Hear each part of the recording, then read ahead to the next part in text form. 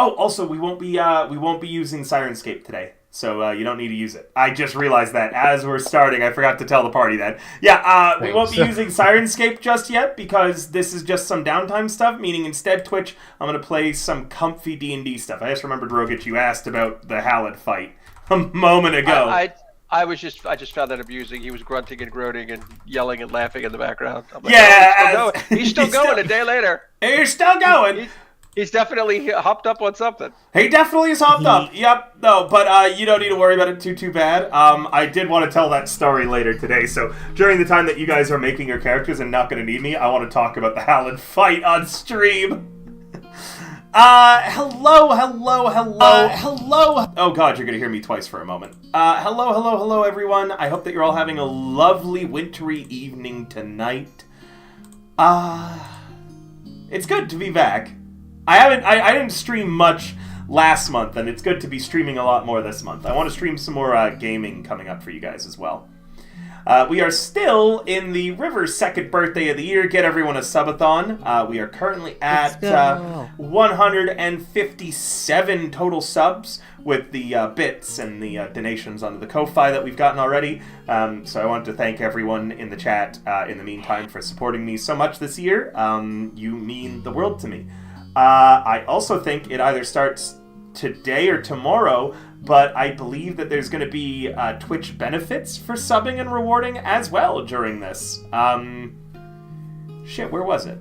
I don't know. I'll talk about that next time. I want to focus on this today. The next goal is chat gets to buy me a cursed dinner. You all remember that terrifying pizza you ordered me. Didn't you do something similar, Somni? Yeah. And your chat was so nice to you. What was on the one that you guys ordered me last time? It was like frickin'... It was thin crust, it was ranch, barbecue sauce, green olives, and mushrooms. That doesn't sound good. I'd eat that.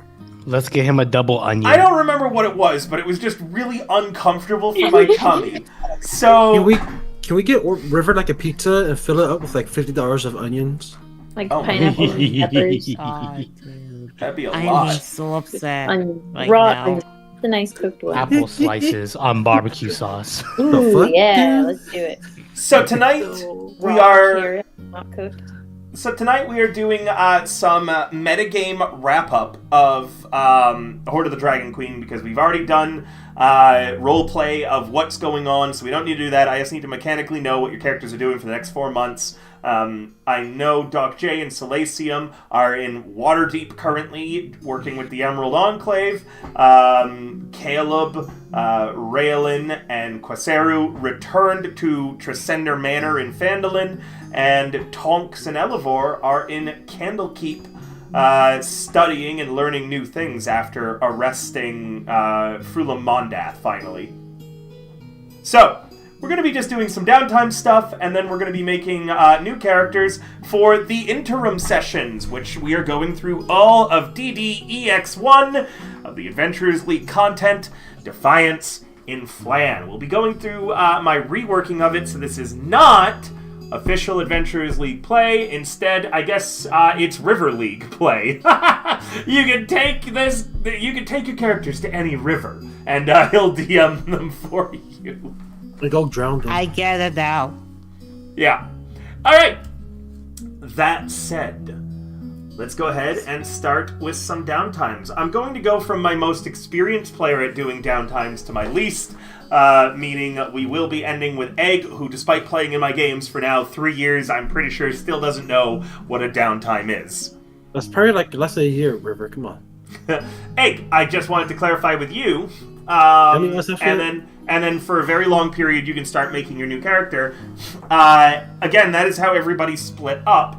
Salacium and Dr. J went to the Emerald Enclave in Waterdeep. Tonks and Elivor went to Candlekeep to arrest Frulam Mondath and to study. And Caleb and Raelin returned to Phandalin, Tresender Manor in particular. Where would you be going in that?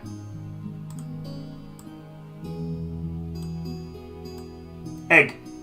Oh, you're talking to me? Wow. Hello, motherfucker! I still don't have sound alerts set up. I need to get them set up. Hello, motherfucker. That's pretty good. Actually, that was really good. So, Egg, where did you go? Would you return to Tresender Manor with Caleb? Would you go to Candlekeep with Elevor? Or would you go to the Emerald Enclave with Salacio? Who has my money? Shit. that would be Caleb. I go and kill him because I want my money. Where's my money? Just goes to the manor and knocks on the door. Where's my money? Yeah, you know what, Caleb? During the trip back to Phandalin, you actually lost track of Quasaru, and you just thought, okay, much like some other folks, he's now wandered off to do whatever is his next adventure. And then a few days after losing track of him, he just knocks on the door to Tresender Manor. You answer it, and the first thing out of his mouth is, "Where's my money?" Listen, I got hired to help you guys out. Where's my money? I saw all that gold up there. Where's that gold? Showed up. Didn't we rescue you? Listen, I didn't rescue you. You rescued... No, wait. I got the other way around. Hold on, wait. You didn't rescue me. I rescued you. So where's my money? He did thirst because he's gaslighting you. I'll remind you, out of character, you found him chained to a wall and saved his life. Yeah. Yeah. Listen. You think I need rescuing, but I was good. So seriously, where's the fuck's my money? No money, only work. For money. Fuck. Alright, that's it. I'm out. This contract that we never had signed is broken. Nah, I'm going on a journey, River, so you have to think of something on the spot for me. Haha. Oh my god. I don't gotta think of shit unless you want to keep playing a level down Quasaru in the upcoming Defiance and Flan. What's that? Did you just want to keep playing Quasaru? No, I'll think of another character. It makes no sense to go down. That makes no sense. Then you'll have to come up with what you're doing in downtime actions while you travel the world while you're gone. We'll come back to you last, though, so you got tons of time to think about it. Alright, I'll meet myself, bye. Okay. So, Caleb, you are Thirst, probably my most experienced player at doing downtimes. 4 months. You are Kim or me. Yeah, it's going to be you, then Kim, then Rogich, then down the list like that.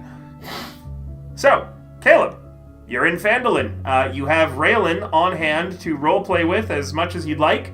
And you also have, through correspondence with Tonks, received everything in the party sheet inventory right now. So if you want stuff to go to specific people, you're going to need to mail it to them. Okay. Oh, I'm sorry, Kim, I need one more thing from you, too. What happened to the Black Dragon mask? I still have it. And everybody in the party knows that you have it? Or did you lie to anybody and tell them you were going to give it to who needed it? No one knew I put it in my bag, but I had on planning showing at least Elevor it. But I don't know, because we're we're supposed to present. The Black Dragon mask is probably a pretty important thing. Meaning, if it just went missing after the fight, I imagine Caleb, at the very least, would question, where is the mask? Yeah. Do you lie to him or not? Oh, did he ask me? 100% he would have. Yeah, he would have. Oh, I have it. Okay. Then I wouldn't lie to him about it. If he wants it. I figured you wouldn't. Then he would ask. That either you choose to hold on to yourself and protect it, and turn it into somebody who can safeguard it, or turn it over to him to basically do that. However, he's already doing that with one hellish sword, so it might not be the best case, best to idea have both of them in the things. same area.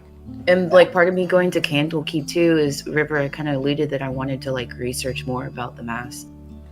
You can, and you can take it with you if you want. Candlekeep is generally safe, although assassins do get in from time to time.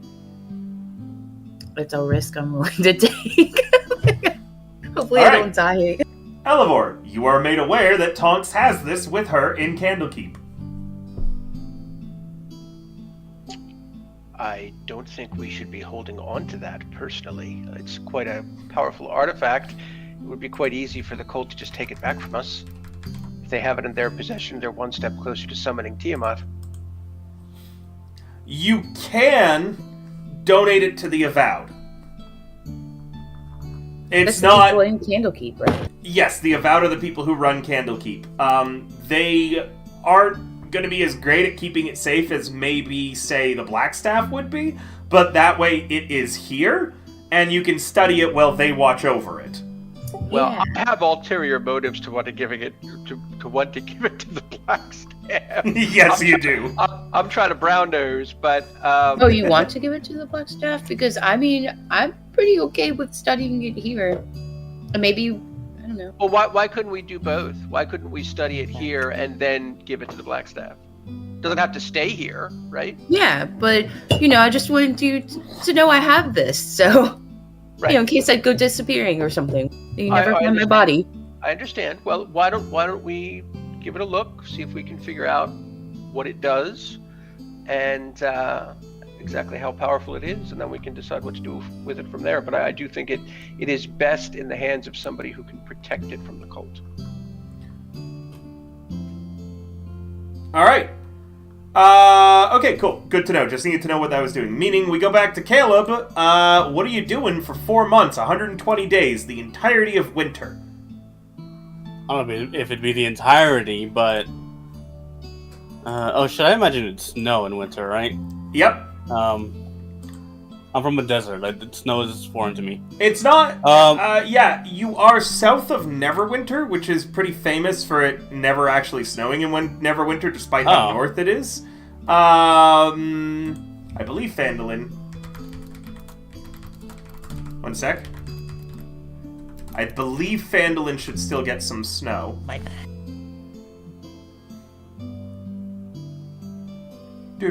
Yeah, where you're at, it would be a little bit snowier around Cool. you're at. But I only realized this like when we started the session, but I should have asked you this.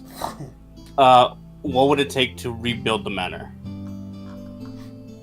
A huge chunk of the 500,000 gold that you've got remaining. Currently, the manor is in the process of being rebuilt. Logan has been receiving funds to do so from Waterdeep.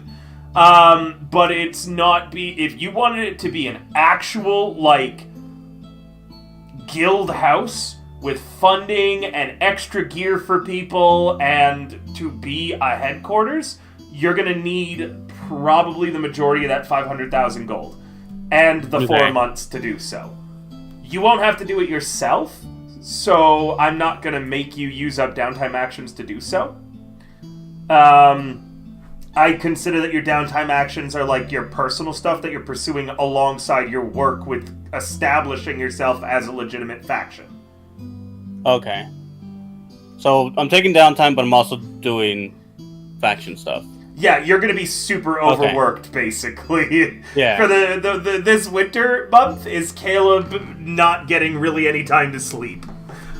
That's pretty much what I want. But as I said last session, all that money, because it was taken from people, has to go back to them. So we don't get any of that to rebuild anything. You're actually wrong on that. Because I'm happy to be wrong, actually. You contact the Lord's Alliance through intermediaries with Logan. And Logan then talks to Lord Neverember and the other members of the Lord's Alliance. Most of the damage that had been done across the Sword Coast while you guys were chasing the Cult of the Dragon, the Harpers and the Lord's Alliance actually created, utilizing the Order of the Gauntlet's help, a relief system. Your actions in Green Nest spurred Governor Nighthill to take the forefront of that spearhead and the Governor Nighthill Fund for rebuilding received tons of donations. In addition, you're let known that, regrettably, a lot of those things and the money that was stolen were personal objects or inheritance that they have no way of tracking down the original owners of it. I see. Hundreds of thousands of people were murdered in secret in these raids. Yeah. It's going to be impossible to track down, and what you do donate just helps helps Governor Nighthill more. You can donate the full amount if you would like, and at least that would go to rebuilding more.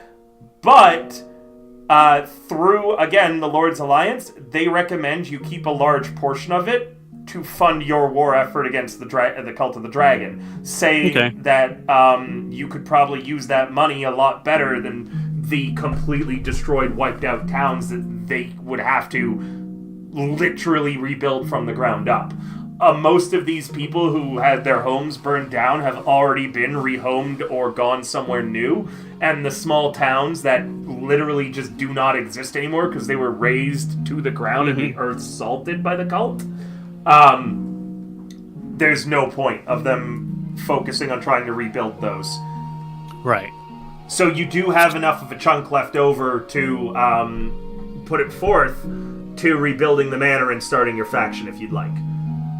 But doing so means that you'll have to figure out what you're going to do about the dragon that Elevor owes money to. It's not Elevor personally.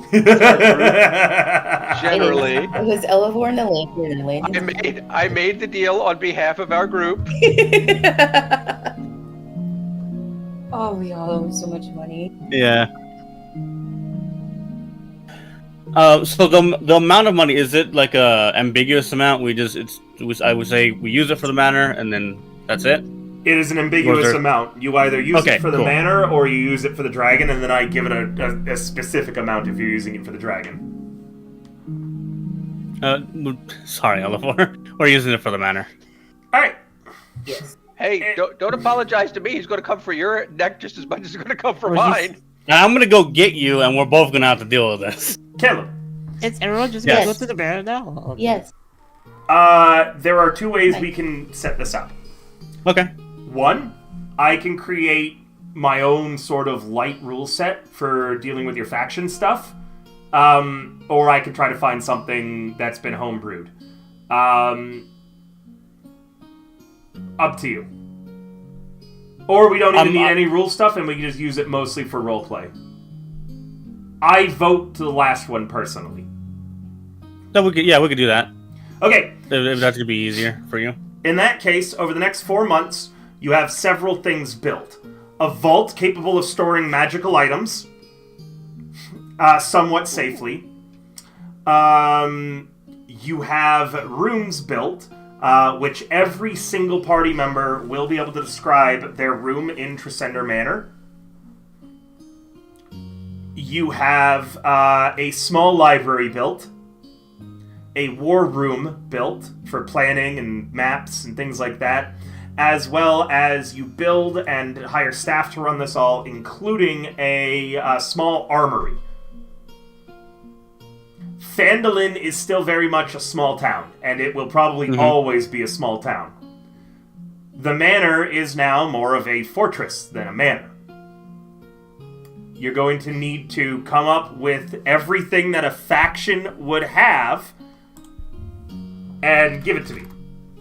The party can help with this too, but it's going to need to include things such as an emblem, a mission statement, and an organizational structure for ranking and things like that.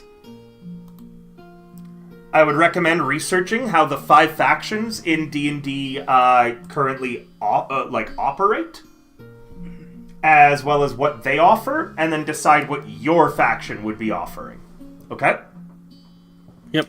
As a note, also, Caleb, the money is used to set up safe houses, NPC agents, and more across the Sword Coast.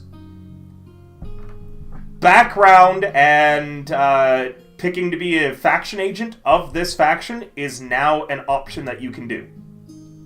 Every now and then, you'll run into NPCs that belong to your faction, and more, as you gain in renown. Right now, it's still pretty small, and you don't really hold any influence outside of Phandalin. And Waterdeep. But that... And Green Nest? Oh, and Green Nest, of course, too, yes. That will grow as time goes on. Okay? Yep. One more thing that the money goes towards is that any character who is part of your faction that is under level 5... gets a free resurrection. Ooh. What was that, Rogich? I'm sorry, I just want to make sure I got all the individual facilities down. I don't know to the extent that it matters, but I'm writing it down. So we have a vault to hold magic items, individual rooms for each party member, a library, a war room, a staff. Did I miss something? Armory. Oh, the armory. And the armory provides everybody with basic equipment. Got it, okay. Is there anything else that you want added? I mean, we have both a magic item vault and a library, so Elivor is just like a kid in a candy shop. He's good. Mm-hmm. Oh, you're still a small faction, so it's not so impressive yet. I still think, though, as a secondary option down the line, we should build a giant moving headquarters. Remember when I sent you that, guys? That picture of that, like, giant wagon? God, yeah. We should still... Someday. Trojan there. Not this day, but someday. Last session I did mention that Caleb would be working on a garden in memory of, our druid. So it's really more for flavor. One side of the manor on one part of the outside would be a garden, other part would be like a training ground for, usual shit. Okay.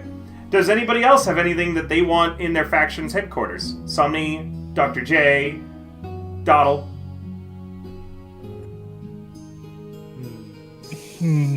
Is there a library in There the is. manor? There is now, yes. Okay, good. Also,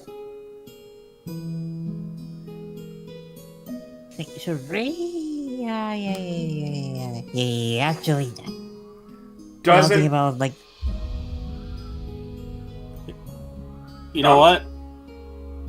No, never mind, because I was thinking. Can I get an alchemic workshop? Yeah, that could be a laboratory. Let's go.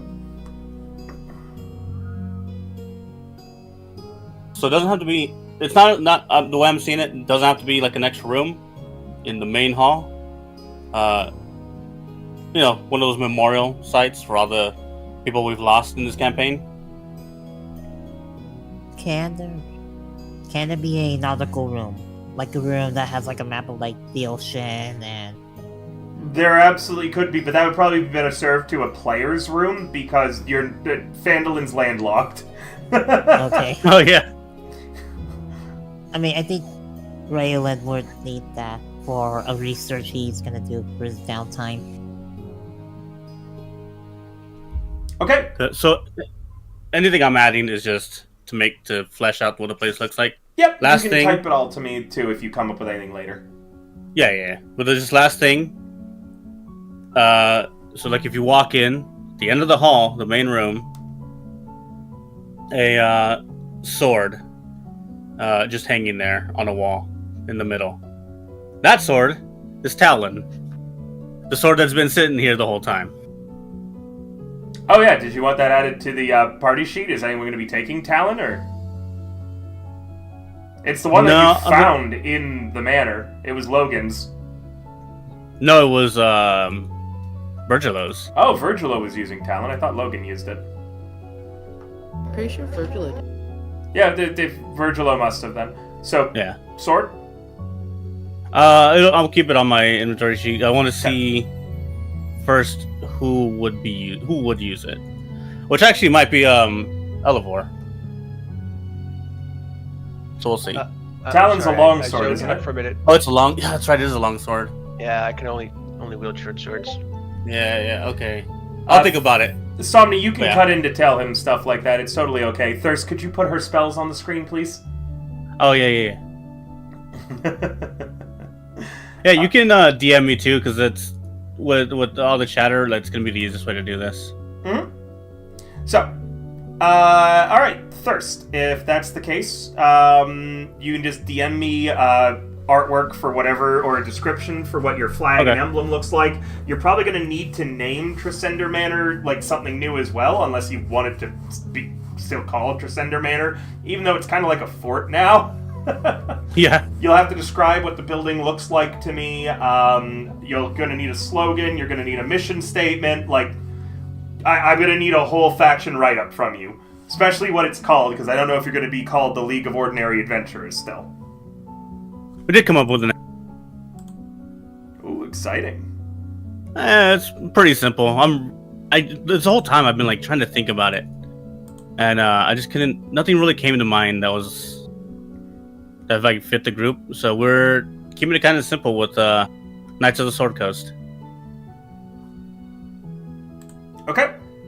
Tresender Manor, not Tresender Estate now. That's a good one. Could be, yeah. Either way, go ahead and create it up. You can ask the party for help and assistance. And yeah. But for now, I do just want to focus on the downtimes. So, 4 months, total of 12 downtime actions. So I'm done then, right? No, I need your downtime actions. Oh, fuck. Yeah, I got so distracted. Alright, my bad. Your intelligence is a 12, right? Yes. Because I know it's going to get asked about. Yeah. It would take you 167 days to learn a new proficiency. I had some of it. I can't complete it all. I have it written down here. You have 120 days now. I had 127 remaining. I'm so close. I need to make sure I can pay for it. I think it was, it's 5 gold per day. What were you learning? Jewel crafting, or what it was called. Now that you're back in Phandalin, you have an opportunity to get that a lot cheaper.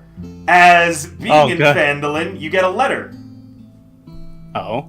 Yes, it's from Halia Thornton. Yeah, you know what? Look, my idea was take back that little spot, work it for myself. I had a feeling she would pop up. Yes, she's wanting to know if you would like her gem appraisal services to return to Phandalin.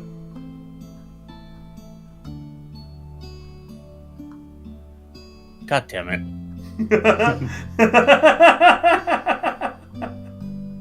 Okay, why not? Alright, with her return, it is now only 1 gold per day that you're learning jewel crafting. Oh, I wonder what scam I'm gonna be brought into next time. This is definitely a pyramid scheme. Yep. Halia Thornton is Caleb's arch nemesis. Yeah.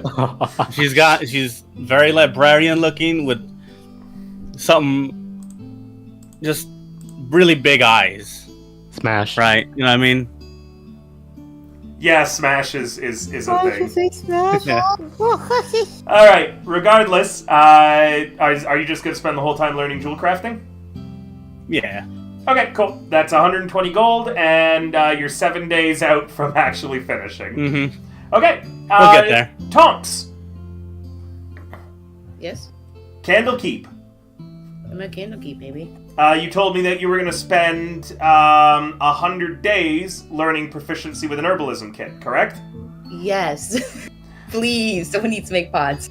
Yep. You study, you learn, and if you wanted to roleplay at all with Elevor, feel free to just cut in and talk about doing so, but I do want to focus more on downtime stuff, and if you guys want to roleplay in private or in public, you can do so on the Discord server. There's a section for it. Okay? Rory was talking to me the whole time, but I mean, Elevor, if you want to roleplay, that's all I heard. Anyway. Do you guys want to roleplay or chat in Candlekeep as well, or would you rather just focus on downtime mechanics? I mean, all I had really for my downtime planned was hopefully learning proficiency in the herbalism kit, but then also spending the remainder, it's 100 days, so I have 20 days left over, which is 2 2 days downtime left actions. over for researching. Yeah, researching over the mask. Okay, so the way research works is as follows. And in Candlekeep, you have bonuses. Let me just read this real quick. So, because you're in Candlekeep, the initial cost is only 25 gold. Okay? Instead of 50. Okay. So for every week, it'll be 25 gold. Okay. You can get an additional +1 for every 100 gold you spend beyond that. In addition, you automatically have advantage for being in Candlekeep. Okay? Okay. It is an intelligence check, flat. That's okay. If you get, depending on what you get, is how many questions you're going to be able to ask me based on what you want to learn. Okay? Oh, wait, I didn't think about the questions. Yep, that is how research works. You ask questions and gain lore for it. Okay. I'm the final arbiter in the end of it, of what you do learn and what you don't, but you essentially earn a few true statements about a person, place, or thing. But I need to know what true statements you're after. I can ask anything about pertaining to the mask? Anything pertaining to the mask, but I'm the arbiter whether or not I'm going to answer or not. This is Candlekeep, so it's pretty good. So, for instance, I could reveal secrets about the item, such as, its history, what it does, how it was made, if there's more of it, all sorts of stuff. So, why don't you roll me your intelligence check, and then I'll tell you how many questions you get. Do I just roll an intelligence? Yep. Straight up intelligence. And are you spending additional money on this? Yeah, I'm much more richer than everybody else. I'll spend 100 gold. But I get advantage, don't I? Yes, so now with 100 gold, you get an additional +1 to it. So it's going to be +6 total for you. Will you just mod that, or Yeah, just whatever roll. the roll is? You just add +1, right? Yeah. With a 22, you clear the maximum possible result. Or, well, a 23, you clear the maximum possible result, and you learn 3 pieces of lore. So 3 questions. Are the masks significantly important to raising Tiamat? They are critical. It seems as if all of the masks must be collected and in the same spot.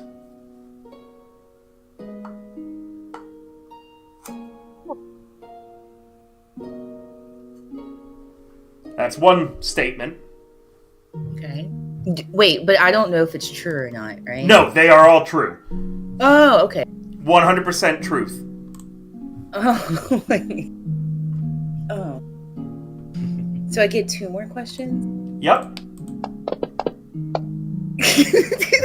Oh my god, I don't like that. I don't like you rolling. Why are you rolling? No reason. Why are you rolling? She's gonna jump in the library. She might. Remember, she has the mask on her. Wait, you don't know that? You don't know if I put it in my bag of holding and have it on Rocky, who's may or may not be near me? Sure. Then listen, when I ask you where that mask is, you know that I've rolled something that means that I need to know where the mask is. Currently, I don't need to know its exact position. I know it's in Candlekeep, somewhere. Perfect.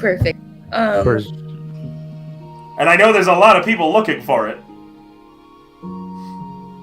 Person with the black dragon mask is about to get jumped. Say what? What? How can I keep people from tracking? How can you keep people from tracking it? You would have to get an anti-magic field put around it because it's a very well-known item. It was in the possession of the cult. They could be scrying to find where it is. Ooh. Okay, and That's probably not a statement you wanted to hear, was it? Okay. Just hold on. Tonks is just realizing this, like, I gotta get out of here. As a note, putting it in your bag of holding will not help. Question now, or can I go running towards Elevor? Let me also clarify something for you, Tonks. putting it in your bag of holding won't help, as scrying will show your bag of holding. Yo, what if I use this potion I have? Potion of what? Etherealness? That'd work for like an hour of people looking for it, I guess.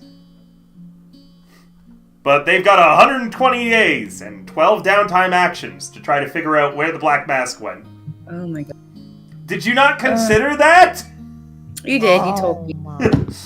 Tonks is sprinting towards you, Elevor, all of a sudden. You can ask the question later. But, Elevor, you're doing whatever you're doing in Candlekeep. It's, like, probably the first week. And, Tonks just comes bursting in, out of breath. Yeah, I've got my head over a scroll. I'm studiously writing and copying some things over. What's wrong? What happened? Do you know how to cast some kind of magic force field to keep people from finding this thing? And I show him the mask. She just takes out the mask and is holding it out openly to what? you. Say again, River? I need you to keep people from finding this magically. Fix it. She's holding out the mask physically to you, like it's in the open, not even in the bag of holding right now. I don't think I have that ability. Maybe we ought to give it to someone who can keep it safe. That's what I've been saying all along. Oh, that sounds great. And I shove it in his hand. I don't. Why? Well, if you're going to give it to me, I'm going right to the Blackstaff and giving it to her. Wait, where's So the you're- Blackstaff? That would be Waterdeep. So are you leaving Waterdeep to go deliver? Sorry, are you leaving Candlekeep to go deliver it to Waterdeep? If she's giving it to me, that's exactly what I'm going to do. Oh, that's fine. So, Then I'll say it. so I'll say you it don't Candlekeep. get to spend any actual time in Candlekeep. You're here for a week and you have to leave. Well, I can always go back, right? I have 4 months. I could give it to her and just say, "Look, I'm giving this to you for safekeeping," and as a. It'd be several months of travel to get from here to Waterdeep. Yeah, do you know how far that that's is? True. That is pretty far, huh? We don't have the flying castle anymore. Yeah, we don't. We lost everything. No. And I'd be traveling. You'd be traveling by yourself. You'd be traveling by yourself, too. With Moonbeam, because I'm not going with you, buddy. Why did you hang on to this? What were you going to do? Hang it above your bed as a No, I was gonna go give it to our group of collected people we have to go report in front of. Well, why were you hanging on to it then? Wait, we already went and saw them?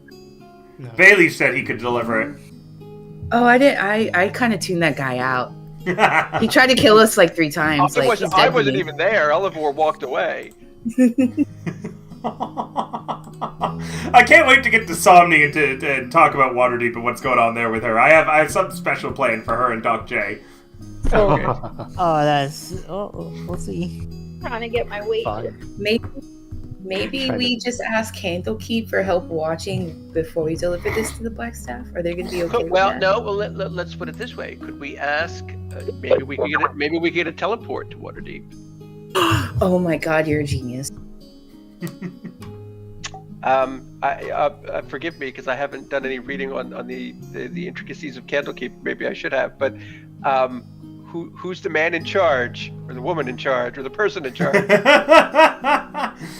Let me pull this up. So, the leader of the Avowed is currently, as far as I know, the Keeper of Tomes, Ulorant, who there's no way in hell you're getting a chance to speak to him. Not even with this fucking mask? You'll probably get to speak to a Master Reader. Can they cast an anti-magic field? Sure, let me just create up an NPC really quickly for this. Name him Gerald. Sure! You meet with, Master Reader Alphonse Geraldine II. He's been your contact for everything. Yes. So hang on. Before we hand this over, I look at Tonks. Are you done studying this thing? do you have one more question I can ask it? Because I got to how do I detect people from finding it, and it was a very scary answer. And I haven't asked my last question yet. What do you mean to ask it? It doesn't talk, does it? Oh wait, well, okay, research. I got up to the part of researching.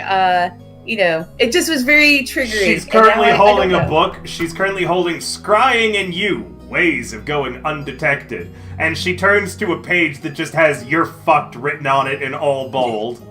Okay.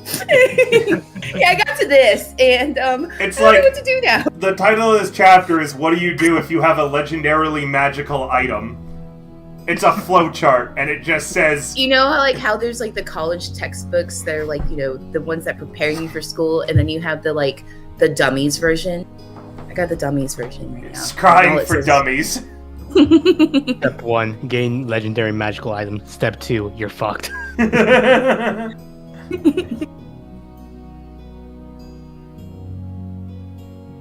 So, last question. What happens if I destroy you? What happens if I destroy the mask? There is no known way to destroy this mask. Oh, it's great. It's indestructible if you didn't know that, Elivor.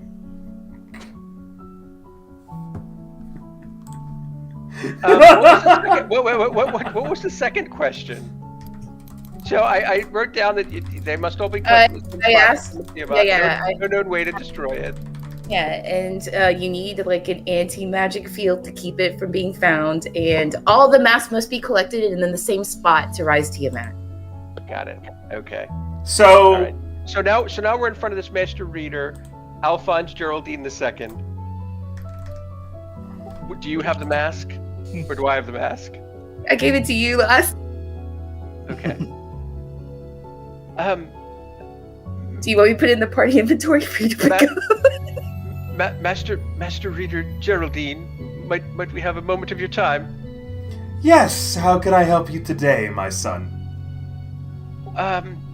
My friend here has a bit of a problem that we're trying to rectify. Well, there's no such thing as a problem, only a solution yet to be found. How can I help? I'm happy to hear you say that. You see, we have recently been adventuring in the hopes of combating the cult of the dragon, which I'm sure you're aware has been pillaging the countryside, collecting riches for a horde in order to summon Tiamat. In our adventuring, we were lucky enough to defeat a high-ranking member of the cult who happened to be in possession of the Black Dragon mask, and I pull it out. Show What the fuck? He yells, voice cracking. Yeah. What? You have that on you right now? Why doesn't the Lord's Alliance have that? Why is that here? Well, and I just look at Togs, and I kind of, cock an eyebrow. Trust Bailey? I don't trust him. Come on. So, we were wondering if someone here could either cast an anti-magic field around the mask so that it could be undetectable, or alternately, if someone here would be able to provide us with a teleportation circle or spell in order to go to Waterdeep so that I could give it into the safekeeping of the Blackstaff. I have to go and get the first reader. I am laughing right now. Hold on. I can't go anywhere. I can't leave you alone in this room with that item entirely alone, unprotected. We could follow you. No.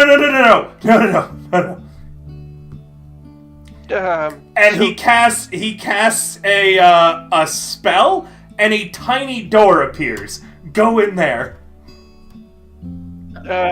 Okay. Okay. Would I recognize what this is? Is it like Tiny Hut or something? So like dimension doors? Roll me an Arcana. All right.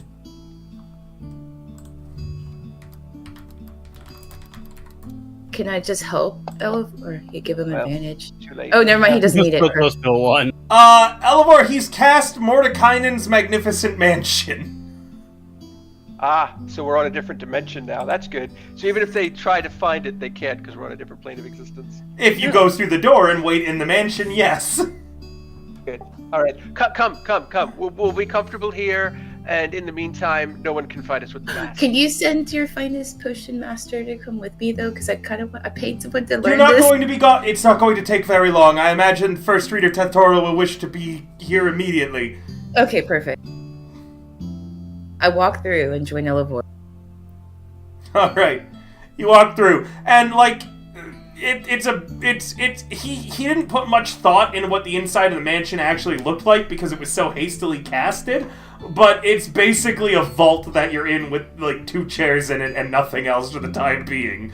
You don't have to wait long though before the door opens up and you're gestured out by Alphonse Geraldine II, and beside him is a very, very old, tall-looking man with a huge, huge beard. Dumbledore. Got it. Okay. Gandalf. Or Gandalf. Gandalf, always. There we go. So I kind of awkwardly bow. I don't know what the protocol is here. And I go, First Reader, it's an honor to be in your presence. He smiles and says, "And I am honored to be in yours, young man." Oh, I'm sure the Master Reader has explained the situation. Yes, and you have no need to fear. Yo, I don't know. When you say that, it scares me, and I want to roll a perception or an insight. Like, Yeah, sure. Go ahead. Okay.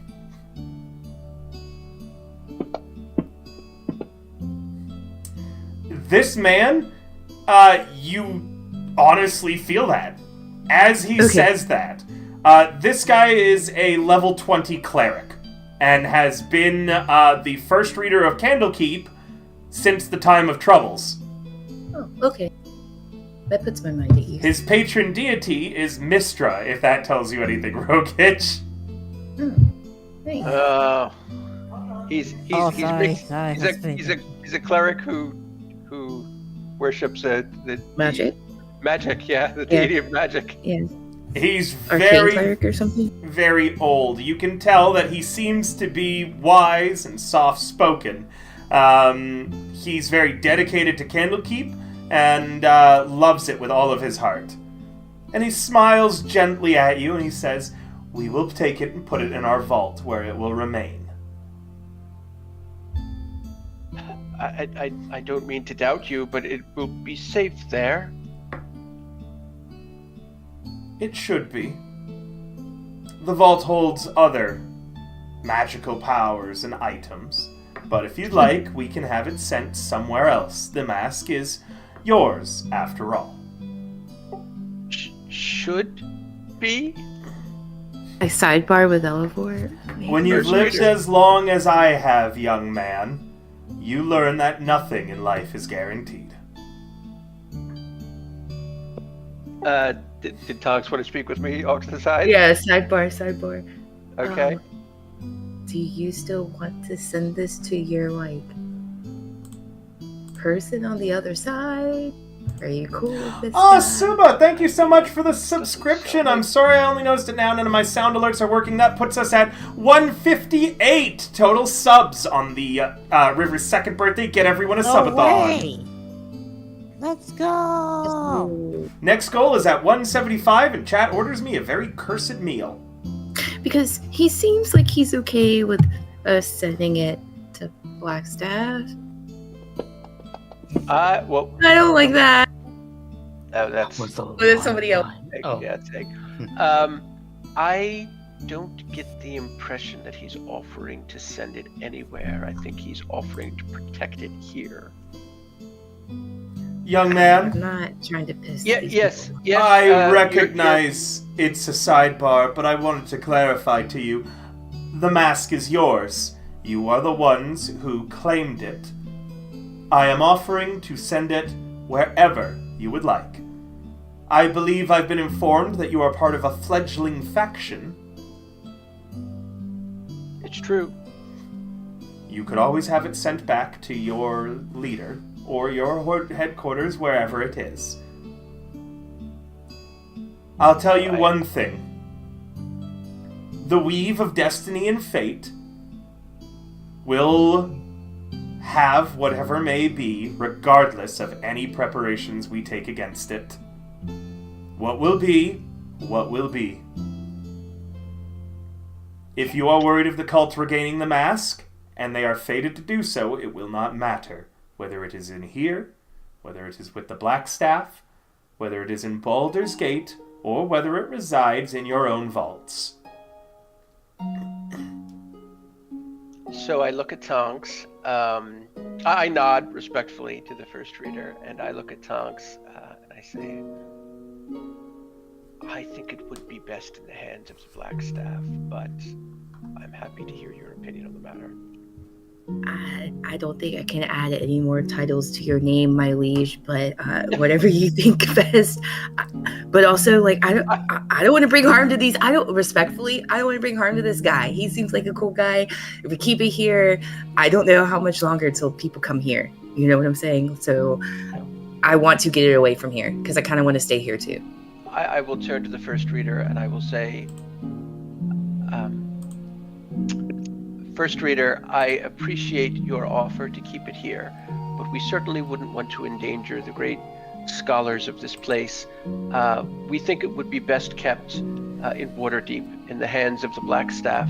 Would you be willing to arrange for its transportation there safely? He smiles underneath his big bushy beard and long white mustache, and you can't really see his lips that well underneath all the facial hair, but what you can see is the kindly crow's feet around his eyes wrinkling in the kind of way that you do when a grandchild asks you for a favor. Of course. Amazing. Thank you. And, yeah, I mean, I guess I just give it to him and trust that that's what he's going to do. He, takes the mask, he holds it up in the air, and he says, Lady of Magic, and the mask just vanishes. Oh, I was going to send a note with it, but I guess not. I didn't think it was going to be that easy. Yeah, well, hopefully she knows where it came from. Well, I mean, who went to Waterdeep? Maybe we can send correspondence and they can go meet up with her. That's true. I could always send a note later. You get a sending sent to you within 0.5 seconds of the mask disappearing, Elevor. It's the Black Staff. Oh, uh-huh. I trust that what just appeared on my breakfast table was sent by you. Yes, milady. Please keep it safe. Next time, let's use more conventional means. She sounds, even in your head, a little shaken, and you've just realized she somehow responded back to your sending immediately without needing to cast the spell again.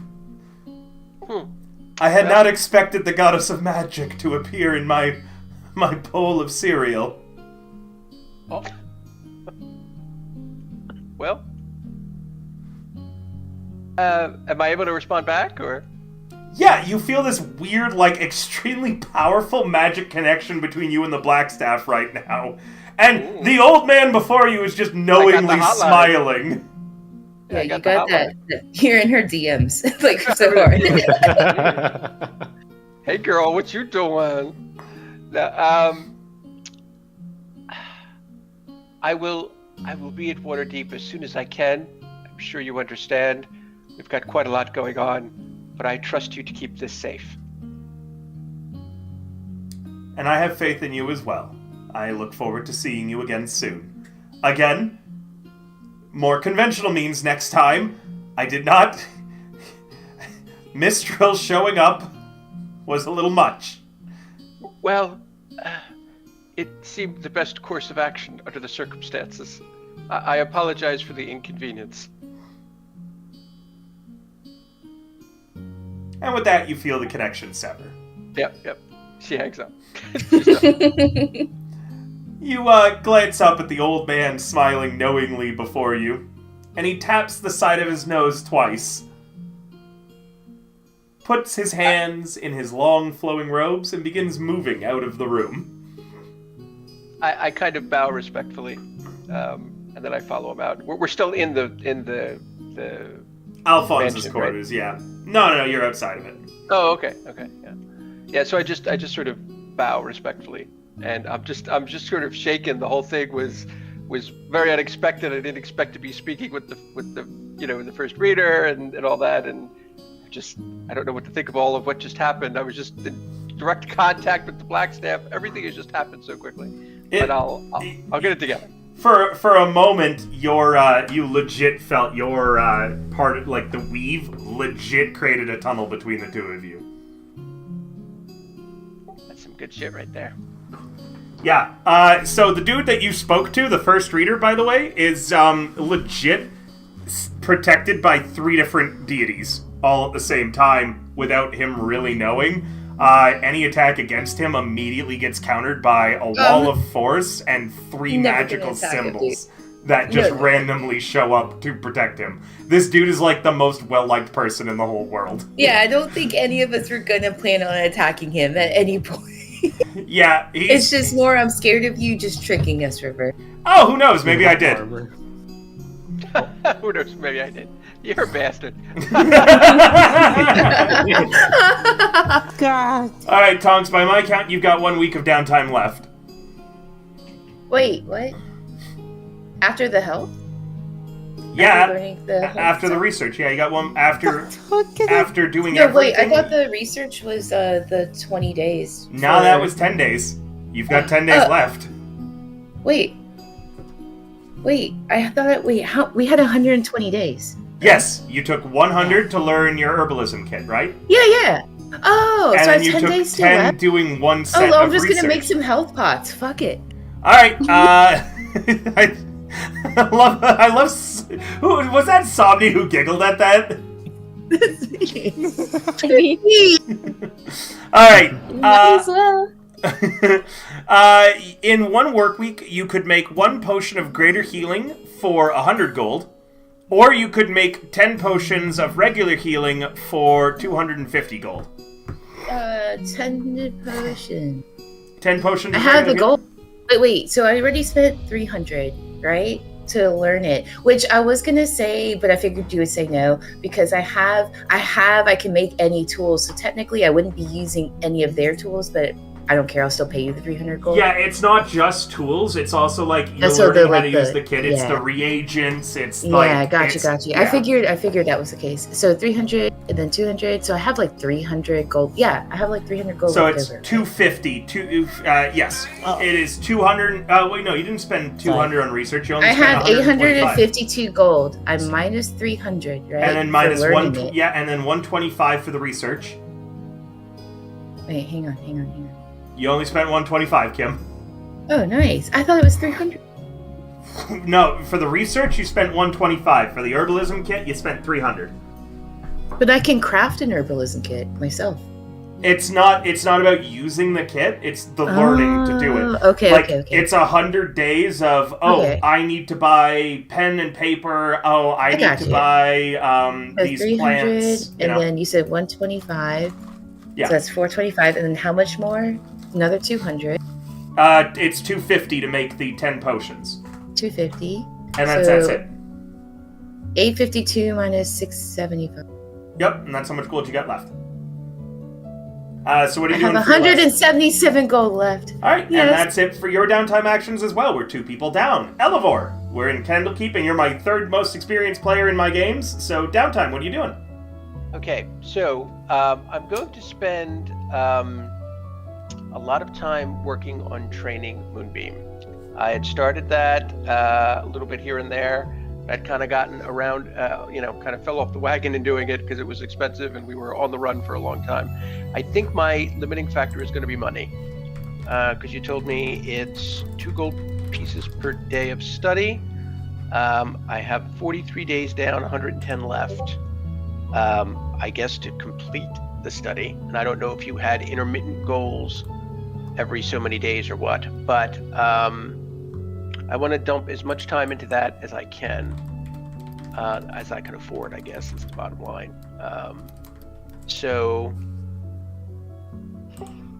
it would be, let's see, 200 and let me do some math here. It would be 210 gold, 220 gold to finish it, and I've got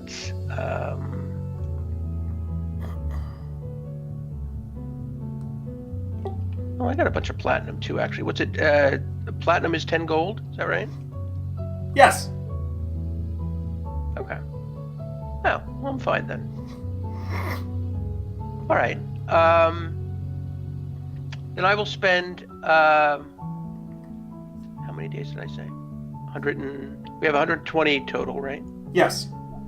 So I'm going to spend 110 of those. So all but one 10-day of that time working with Moonbeam. Does that complete hit research? That completes it? Yeah. All right. And I'll spend 22 platinum on doing it. Perfect. If you wish to improve Moonbeam, here are the options that I have prepared that you can pick between, okay? Okay. 1, if you use... What's the highest level spell slot you have access to right now? 4. If you cast Find Familiar as a 4th level spell, you can have Moonbeam act the same as a Ring of Spell Storing. Okay. Using a spell slot of level 2 or higher means that you don't have to spend any money on casting Moonbeam. You can twin familiar, so you have 2 familiars at the same time. For the level of spell slot used, Moonbeam gains one as an equivalent number of your hit dice. So if you cast him as a level 1, he gets, 1d6 hit die? Yep. Cast him at level 1, he gets another hit die of a d6. Cast him at level 4, he gets 4 d6 hit die. Added on. Okay. Could we say he can communicate now? Speak? I'm okay with that, giving you that for free. Alright. Okay? But I want to give you an actual mechanical buff here. Do you have any other mechanical buffs that you think that you'd like to include? Ideas of yours? I had nothing in mind. I mean, I've basically just been using him as an aid bot. Yes, I mean, we've been role-playing a little bit with him, but he hasn't been doing much else, so I'll take whatever you give me. I'm down for just about any suggestions you might have. I'd allow you to cast spells, ranged spells from him using his location as the spell origin point. That would be cool. Because currently he can do touch spells, as a note. Right. But that lets him do ranged spells. This is definitely homebrew that we're getting into. Yep. So I'm gonna have to create a separate character sheet for him, which yeah, we'll have to probably build something up or something for him. But yeah,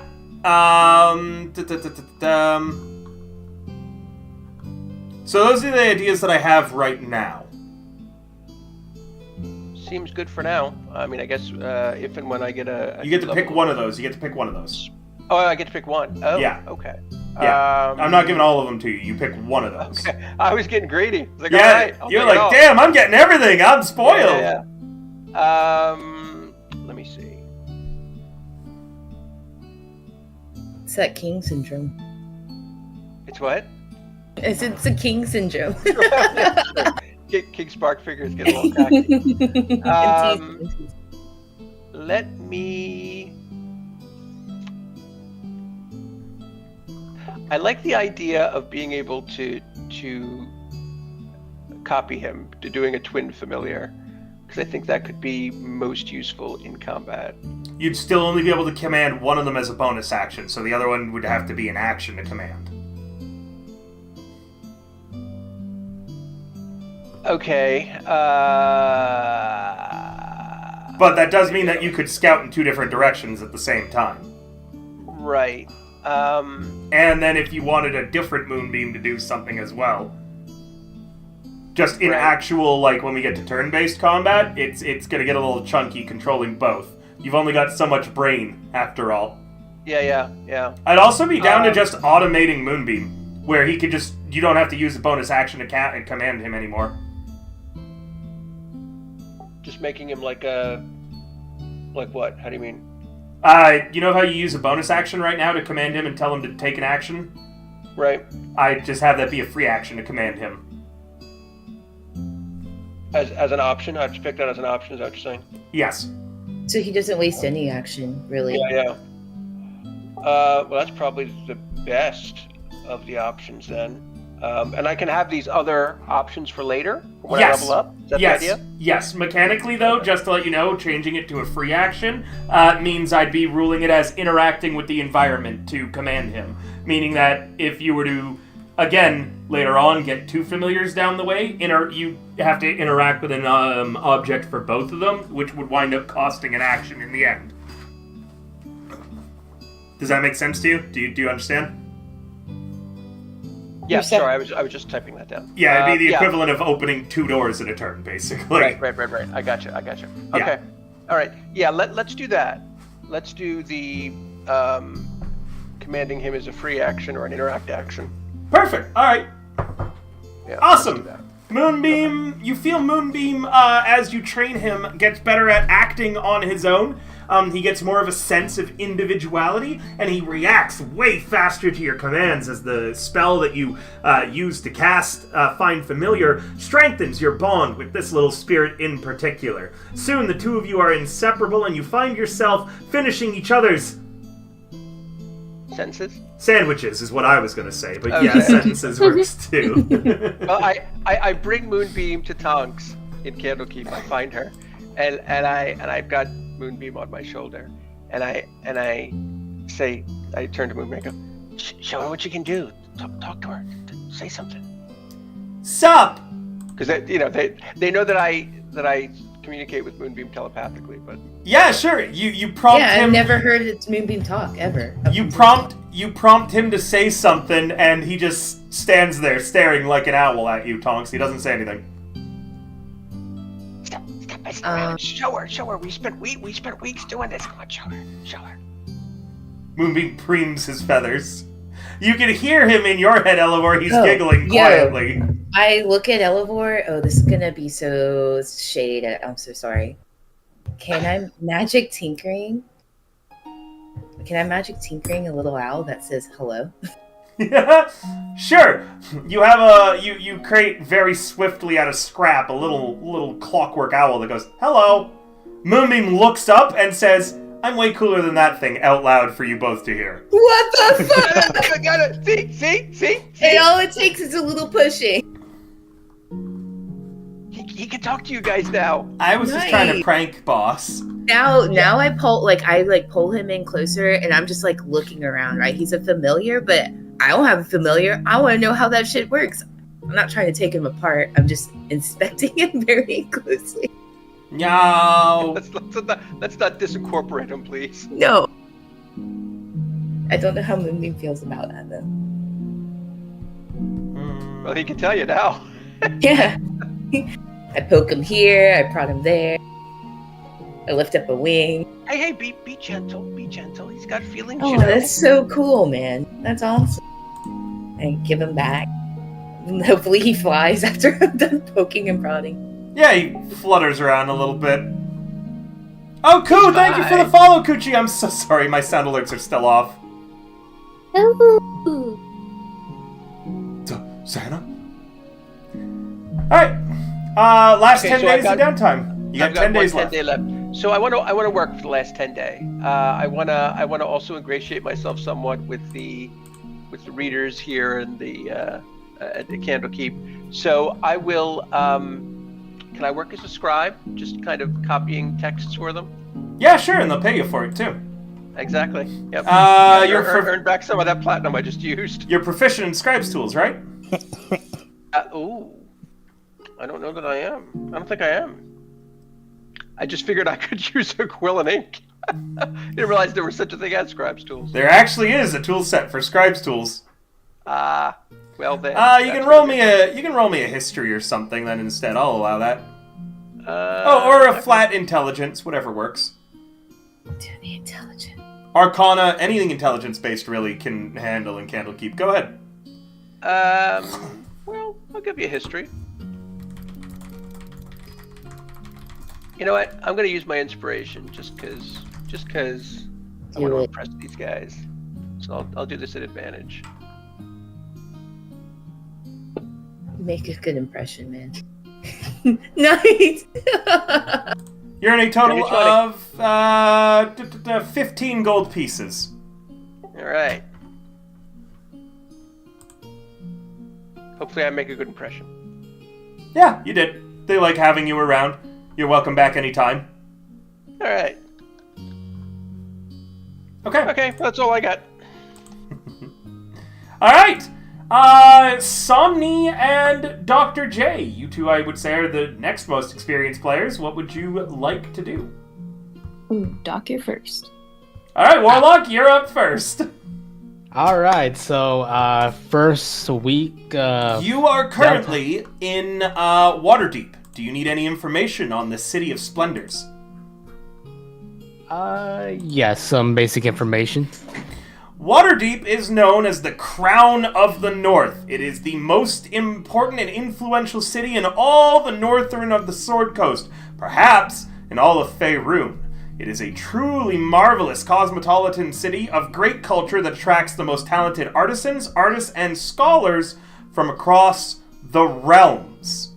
It's also probably the most powerful and influential member state of the Lord's Alliance. It's New York City, baby.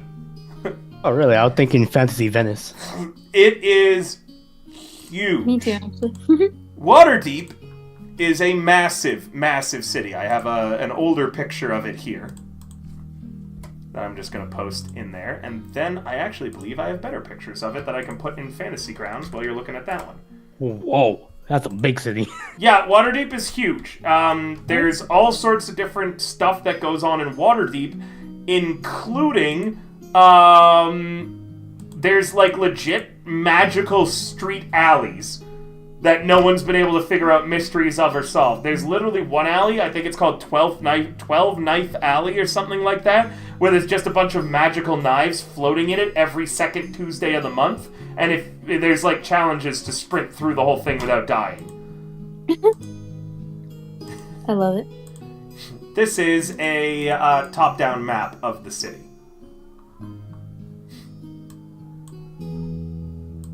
There is literally anything that you could be looking for here.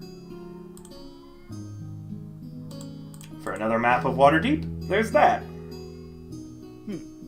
Shops galore, all sorts of stuff. First week, Doc J is gonna take relaxation to get rid of that resurrection fatigue. Sure, you do a week of relaxation, you feel great. Your resurrection fatigue is all gone. -7 to 120. There we go. And now he is going to. Let me make sure I do this in the correct order. Yeah, let's do that first. Okay, he's gonna do some religious service. Where is 1, 2, 3. Don't open that URL. Religious service. There we go. Religion intelligence check. Okay. What religion?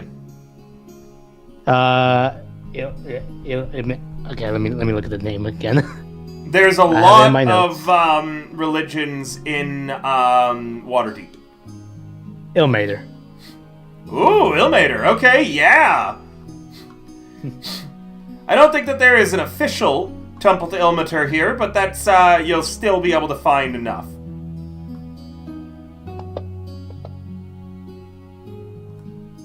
With a 14, are you choosing to earn the favor from Ilmater himself, which would be a minor favor or a regular favor from the Church of Ilmater? Yeah, I'm trying to earn a favor from Ilmater himself. Okay, what's your charisma score? -2. Meaning that you can only hold one favor at a time. But you have a minor favor from Ilmater. This would be the equivalent of a cantrip manifesting. I'm glad I got that in one work week. Okay, so 2 weeks now have been used. You've got 10 more remaining. 10 more weeks remaining. And Salacium is in Waterdeep, and there's a lot more in Waterdeep too, if you wanted to, interact with certain stuff. Doesn't he also now work for Emerald Enclave? He does, yes! He's part of the Emerald Enclave. Get that money if you want. Get the money so I can pay off my debt. Mm-hmm. I mean, How that's much your main was thing, that? so pay How it. much After- was that diamond? 500. 500 gold. I'll take it in installments. Currently, he is a rank 1 initiate, and you are a rank 2 agent in the Emerald Enclave, Somni. Rank 1... What? So he's only a rank 1 initiate, meaning he can participate in Emerald Enclave activities, and he's got a insignia for it. You, however, get sanctioned missions that could be secret. You can also serve as an apprentice to someone higher ranking if you wanted, and you get faction training. Ooh. Alright.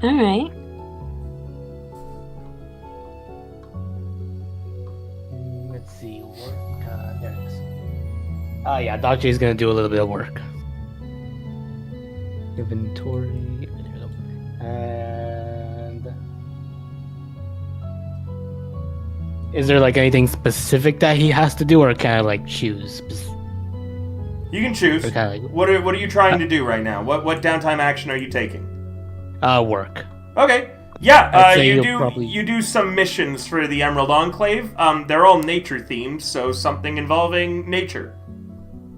Knowledge nature would work. Let me look at the other skills that you have real quick.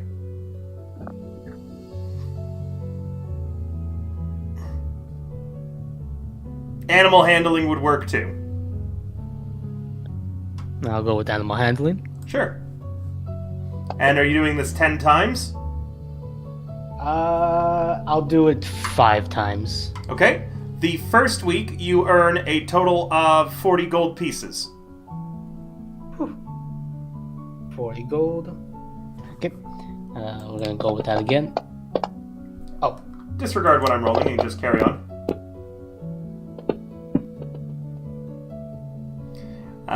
This next week, you only earn a total of 13 gold pieces.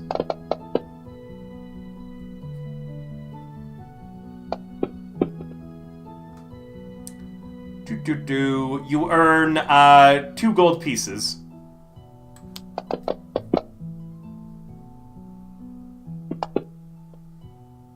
Man, it's all going up with the wages. 16 gold pieces. And the last roll. Not 20, baby. Woo! Nope. 17 though. I'll take it. With 22, this time you earn 50 gold pieces. Uh-oh. Was that oh no, what's going on? What complication do I get? I don't like the nat 100. Me either. A co-worker with ties to an important family in town takes a major dislike to you after that last week, as you kind of stole their job without realizing it. You have now upset... Let me double check.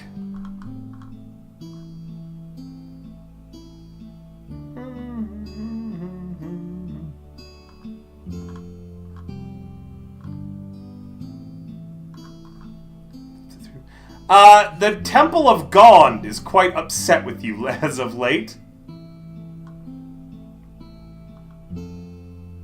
Who's gone? The god of invention.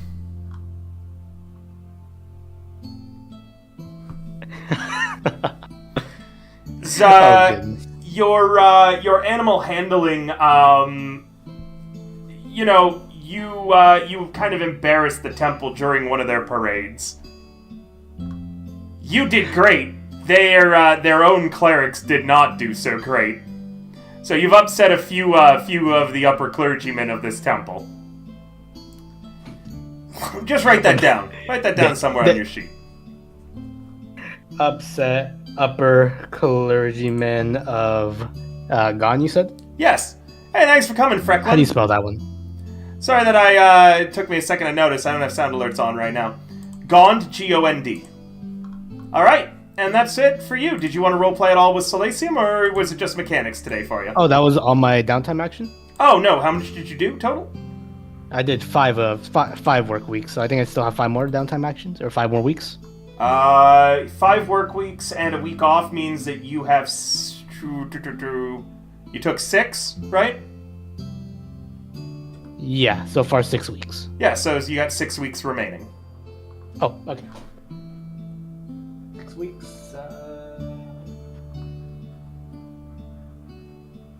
121 gold earned from all of that, plus what I have right now. 121, 134 gold so far.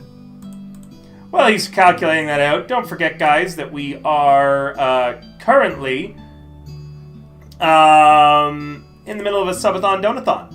And any donations to the Ko-Fi actually count as double. We are at, 158? We're at 158. The next goal is at 175. If you guys like what you're seeing, don't forget to tip. I'm gonna try and get. I'm gonna try to get that push past that 50 threshold. So I'm gonna work 1 more work week. Go ahead.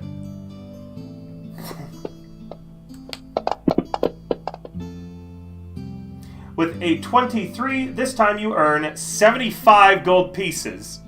Holy shit!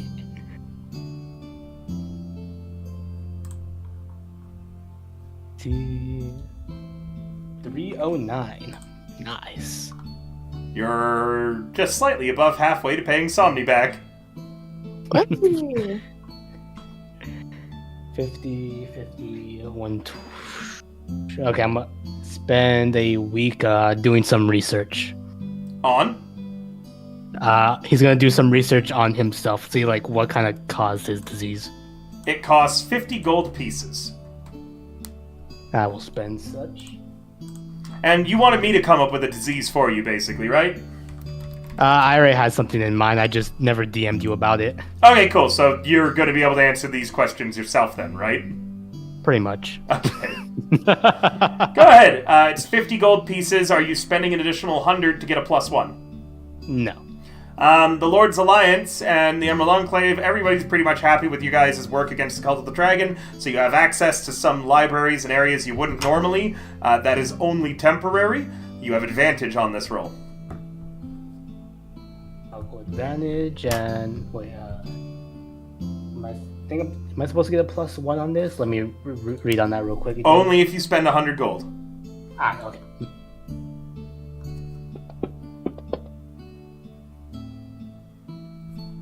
With a 14, you are going to get a... One statement. He's got alchemic lung cancer because he was back when he was making potions for the Guild of Apothecary and Physicians. Damn, dude. Harsh. Yep.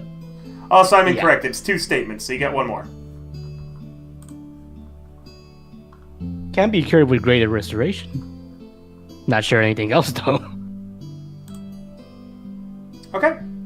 And that's everything, or? Yeah. Wait, that was 1 week. Yep. 2 weeks. I think you've used 8 weeks so far. Yeah, I think I got 4 more left. Alright, well that clears the research, that clears relaxation. Okay, all I have listed is just work. So I guess just keep working. Alright. Get that bread in. There it is. 4 more weeks. You earn no money. I messed up. It'll be rough. You're in 3 gold pieces. It's been a rough 2 weeks.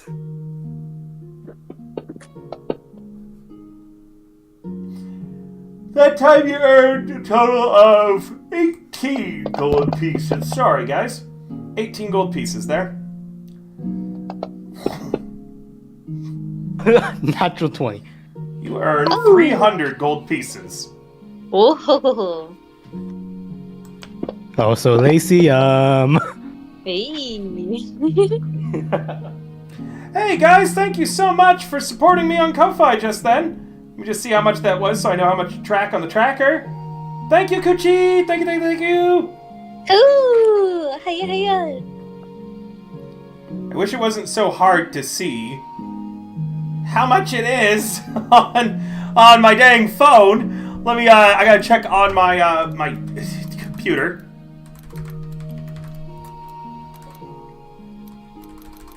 You know, I need my own damn Ko-Fi link. This is a PC. And thank you so much for the sub as well. That's gonna be, 2 at least counted towards it.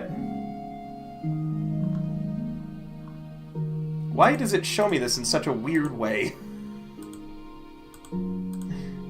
Takes me so long to figure out how this works. Thank you for the $5. That is going to be a total of 2 more subs added on. Then another sub, so 3 more puts us from 158 all the way to 161. We are now 14 away from a cursed meal. Beautiful. Thank you so much, Kuchi. Thank you for coming. I hope that you have a good time listening to today's session.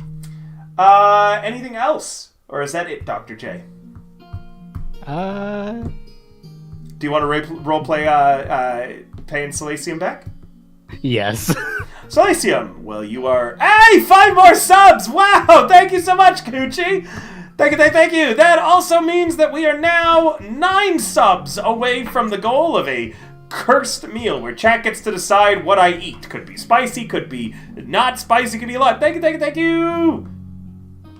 Maniacally plotting your tummy ache. It's gonna be pretty severe. I have a gluten allergy, chat. Be gentle with me. Oh no. Salacium, while you're working maybe in the Emerald Enclave headquarters gardens, which is this beautiful manor in Waterdeep that has, like, it is gardens where legit someone blessed by nature herself exists in it, like a nature spirit. Ooh. You could be doing whatever you'd like, but Dr. J approaches you wherever you're at. So go ahead and set the scene, Salacium. What are you doing today whenever it is the very last week, right as winter is about to end? I'm out there working hard, working on papers in the beautiful, beautiful post-winter, or I guess almost post-winter weather. And I hear a very, very loud jingle of coins in a purse. Of course, this is a sound that I'm very attuned to. Hey, Salacium, you remember that time I died? Oh, hey, Doc. You remember that time I crushed a jewel for you? Yeah, one that was worth like 500. Oh, yeah. I won't include interest, but yeah. I'm good. Thank you. Thank you That's for what not friends are including the for, interest. right? Yeah, right. So I managed to scrap up enough coin, and yeah, I have 500 gold for you right here. Thank you so much. Just, try not to die next time. Then I will include interest. Okay, I'll promise this time. Last time I said no promises, and that kind of, well, yeah. Perfect. Thank you. I start counting out the coins in stacking of 20. Filling almost my table. River, you went on break. No, I just put it on that screen for a moment. Just so this way chat can see how close we are to the search goals. Uh-huh. Alright. So how have you enjoyed the Enclave? Honestly, it's been really nice. Beats the Guild of Apothecary and Physicians, a lot more welcoming here. I think I might have pissed off a couple people, though. It's nothing new here. Yeah, that's true. What about yourself? What have you been up to lately with that promotion? Getting that good money. Working hard, getting money, eating good food, and feeding our dearest, dearly beloved not ogre. He's over there in the corner. I point. He's in the flowers. Just don't eat the purple ones. Hi, not.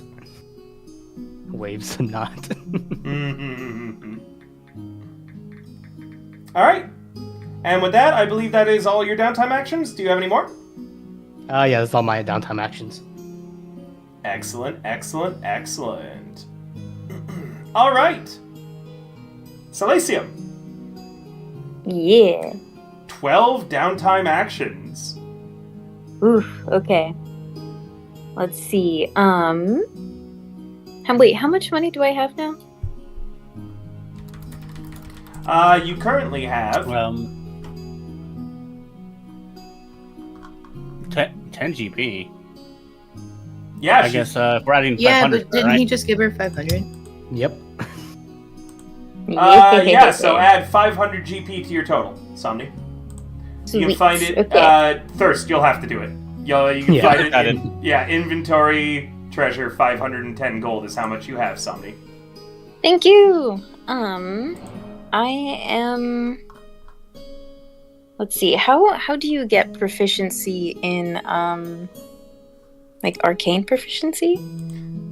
Arcana. So for my games, I use a calculation. It is 2,000 divided by your intelligence score, and that is how many days it's going to take for you to learn it. In addition, it is a gold cost anywhere between 1 to 10 gold per day based on what you're learning. The Emerald Enclave is not super well versed in Arcana, but they're able to secure you a discount. It's going to cost you 5 gold a day to be able to learn Arcana proficiency. 14 divided by 2,000 is 143 days that it would take you to learn.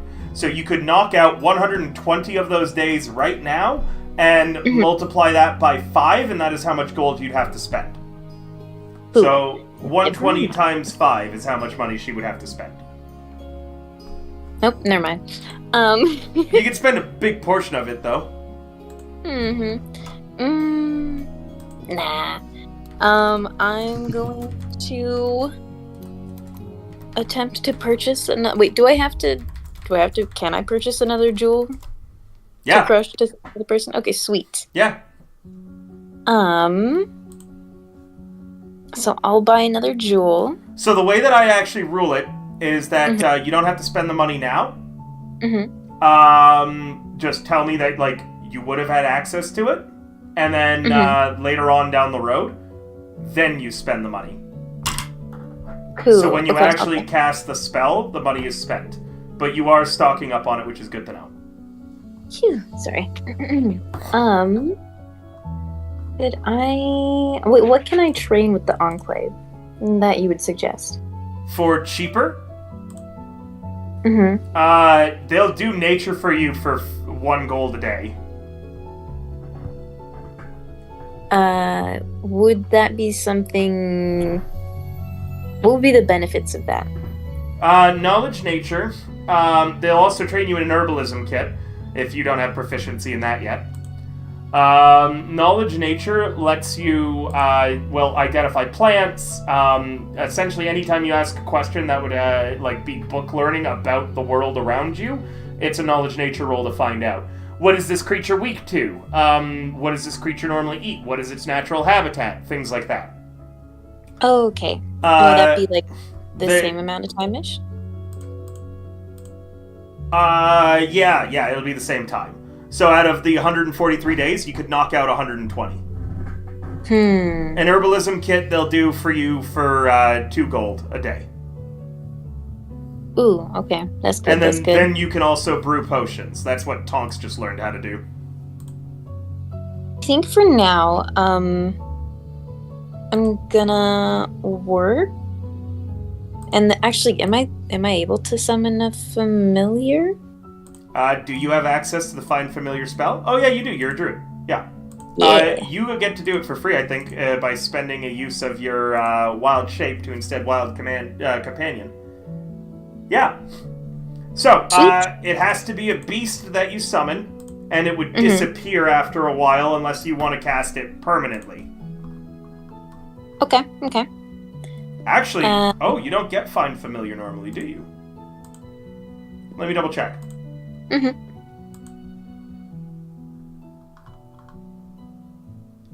No, hilariously enough, you could, but it only lasts a few hours for you. You'd have to take a feat to learn Find Familiar as a spell. The only other way that you can do it is by spending a use of your wild shape, and then it disappears after a number of hours. Alright. Then I'm just gonna work wages all the weeks. Okay. Roll me 12. Let's see, you're working for that. 12 handle animals, 12 survivals, or 12 natures, whatever you prefer. Let me see. My screen's a little pixelated. Which one has the most plus whatevers? Modifiers? That would be... It was animal handling or survival, right? What the hell is going on over there? You guys rolled 12 whatever. What the hell? Just getting something out of the way. Jesus. Just getting something out of the way all at once. Sorry, it was 12 what were the animal handlings, or 12 survivals is what's going to be best for her. okay. They're both the same. Okay. Who I'll spilled their just bag of dice? survival. No, I'll do. Wait. Let's do animal handling. She got really lucky too, by the way. Ooh. At least on the seeing if anything comes up. I like how she picked like the most evil-looking dice because she is in fact evil. No, that's me. Oh, that's I yours. Yeah. Well, But hey, it's fitting, right? she got a nat 1 off the first one, so off the first day, Cleric or something? she's not a cleric, she's a druid. I thought she was a cleric. Nope. I'm so sorry. So, Salacium, with a nat 1 on the very first day, you lose 150 gold pieces. As... Wait, are you sure I can't just... Oh, well, no, I'd be in debt anyways. Never mind. I was gonna say, you sure I can't just buy the jewel? Day one of animal handling, you wind up, the Emerald Enclave wants you to, calm down some angry beasts outside the city. You think the best way of doing so would be, introducing them to some of the local cats and dogs and make friends and such like that. And you end up creating an animal war between the various beasts in Waterdeep. It ends up becoming a huge problem all over the place as the rats rise up against the cats and the cats rise up against the dogs, and all of a sudden your interactions in the city have caused a breakout of semi-sentient animals fleeing and running around the city. The Emerald Enclave has to spend a significant amount of money on putting the trouble out. I just wanted them to be friends. Remy wanted all the smoke. The next few days aren't much better, as you earn a total on the 13, the 14, the 11, and the 10, a total of 15 gold pieces. However, on the final day, you manage to end an issue in the sewers of Waterdeep about a gang of were-rats with a nat 20. And for your services, you are paid a total of, with a 28 rolled, 426 gold pieces. Woo! For the rest of the time, the 17, the 18, and the 21, you then earn a total of 103 gold pieces. And then the 13, the 25, and the 24, you earn another total of 208. Heck yeah. Someone want a math for me? That's 752. Heck yeah. She rolled Dang, really that's well. Except that first one. Thank you. Except that first one, yeah. I mean, Alright. you gotta have a little bad luck to have that good luck. And that's it for you, Somni, for your 12 downtime actions. Heck yeah, working hard. Raylan! Oh, me. Yeah. Me. You are with Caleb in the manor. What are you doing for your 12 downtime actions? Okay, well, I was gonna research, but then I saw that I'm like 2 gold pieces short to do like a research. I think it's a resolution. Right? Yeah, resolution. No, why is it resolution? I was looking at the real. I was waiting for. I do want to have Raylan kind of like research, like he's trying to look for like a member of a ship that he used to roll with, who betrayed like the captain, and he's trying to find like any like crew ledgers, any like that has the name on it, and to see like any connections. You are 2 gold short. You'll have to ask. You'll have to ask Caleb for a loan. Okay. Raylan literally just walks up to Caleb. And Wait, no, you're not. You have silver and platinum as. Sorry, you have silver and copper as well. Remember, 10 silver equal 1 gold.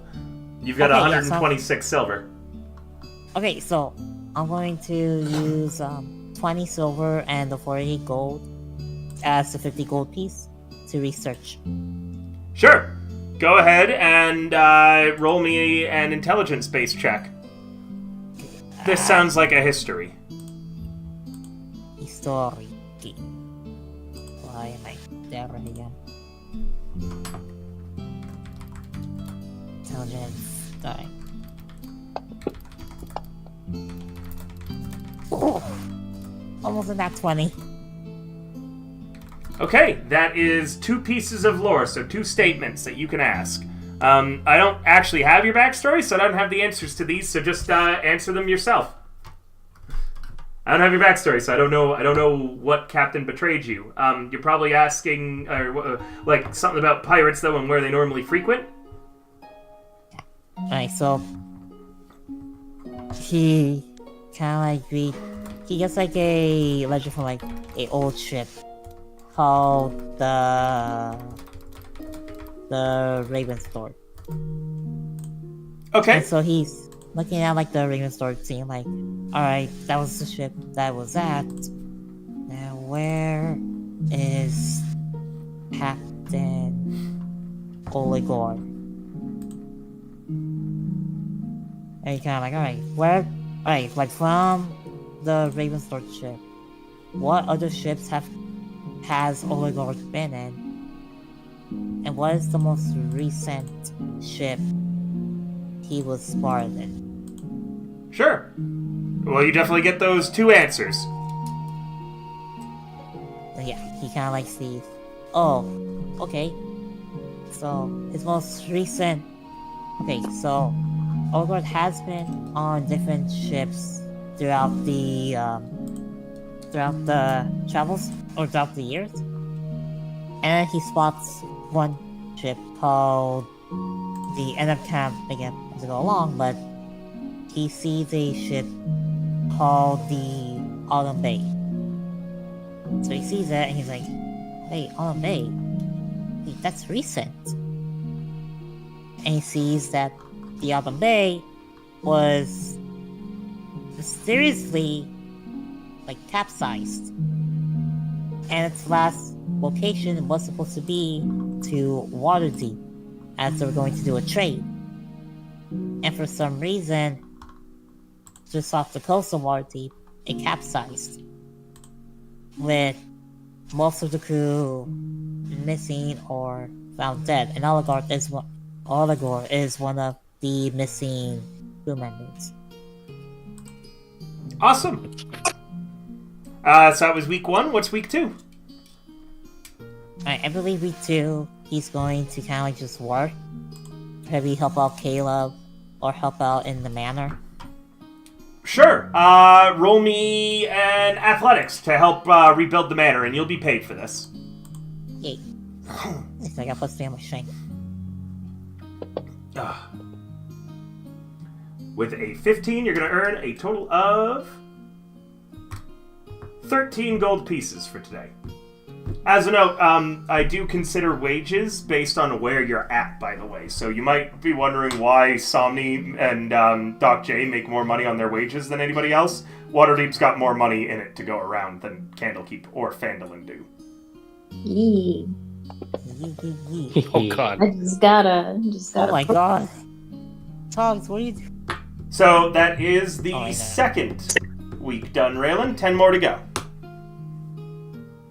How much did he make on the second week? He made 13 gold pieces Okay. because he really used 48 for research that 1 week, and then he had to use the 20 silver. So he's now just trying to like work more gold. I think we're to spend. I think I'll spend like 3 weeks on just working. Yes, you can Warlock if you want. Thank you. If you already know what you're doing and such like that. So you're just going to spend the next 10 weeks working? Yeah. Go ahead. No, like I said, the next like 3 weeks. Sure, go ahead. Like, I think it's the fact. So. Oh, is that a 1? Oh, 1. or wait. Yeah, I don't know how to add river. What do you need, guys? Do you still do the thing where you drop your lowest? How does that work? These are my scores, right? No, it's just auto-generated, so it's already dropping the lowest for you. Okay, perfect. Thank you. Alright, with a 13, a 14, and a 15, this time you're earning a total of 39 gold pieces, Raylan.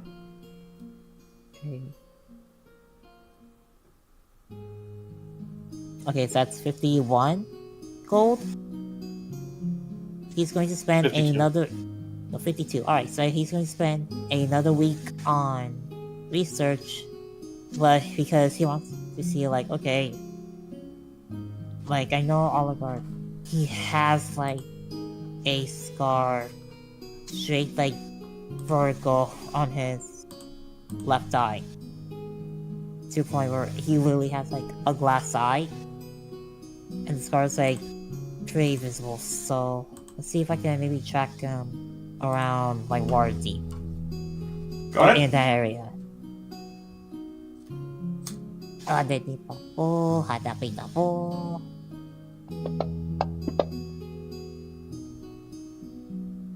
Your research fails. You spend the 50 and get no information.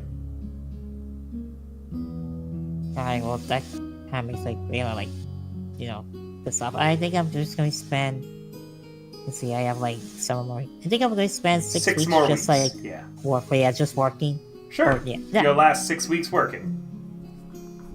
Yeah, actually, no. I want to spend, like, at least, like, 5 weeks working and just 1 more just relaxing or carouseling.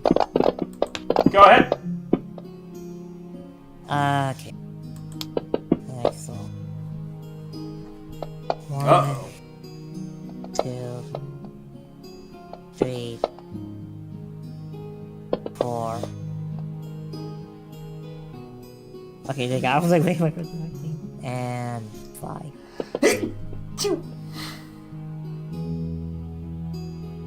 Alright, let's see. The first one, you earn 5 silver. The second one, you earn 32 gold. The third one, you earn 8 silver. The second one, sadly, you get into a fight with one of your coworkers, breaking some important materials and goods that were needed. You are charged for it, and instead of earning what you would have earned, you earn a lesser category, total of 5 gold. And then the last one, you earn 8 gold pieces. Alright, so he has 60 gold pieces. Go ahead, add another 100. Caleb sees that you're helping out, and so he pays you 100. Nice, And Donald. then just- You get another 100. Yay. Yay. I think he said that he wants to, I think I said that he wanted to, rest because of the work, and I think also he just wants to, I pressed the wrong thing! I accidentally pressed, I accidentally pressed, the delete item. I didn't mean to do that. Alright. Oh, no, Okay, I put the wrong thing. But, okay. And for relaxation...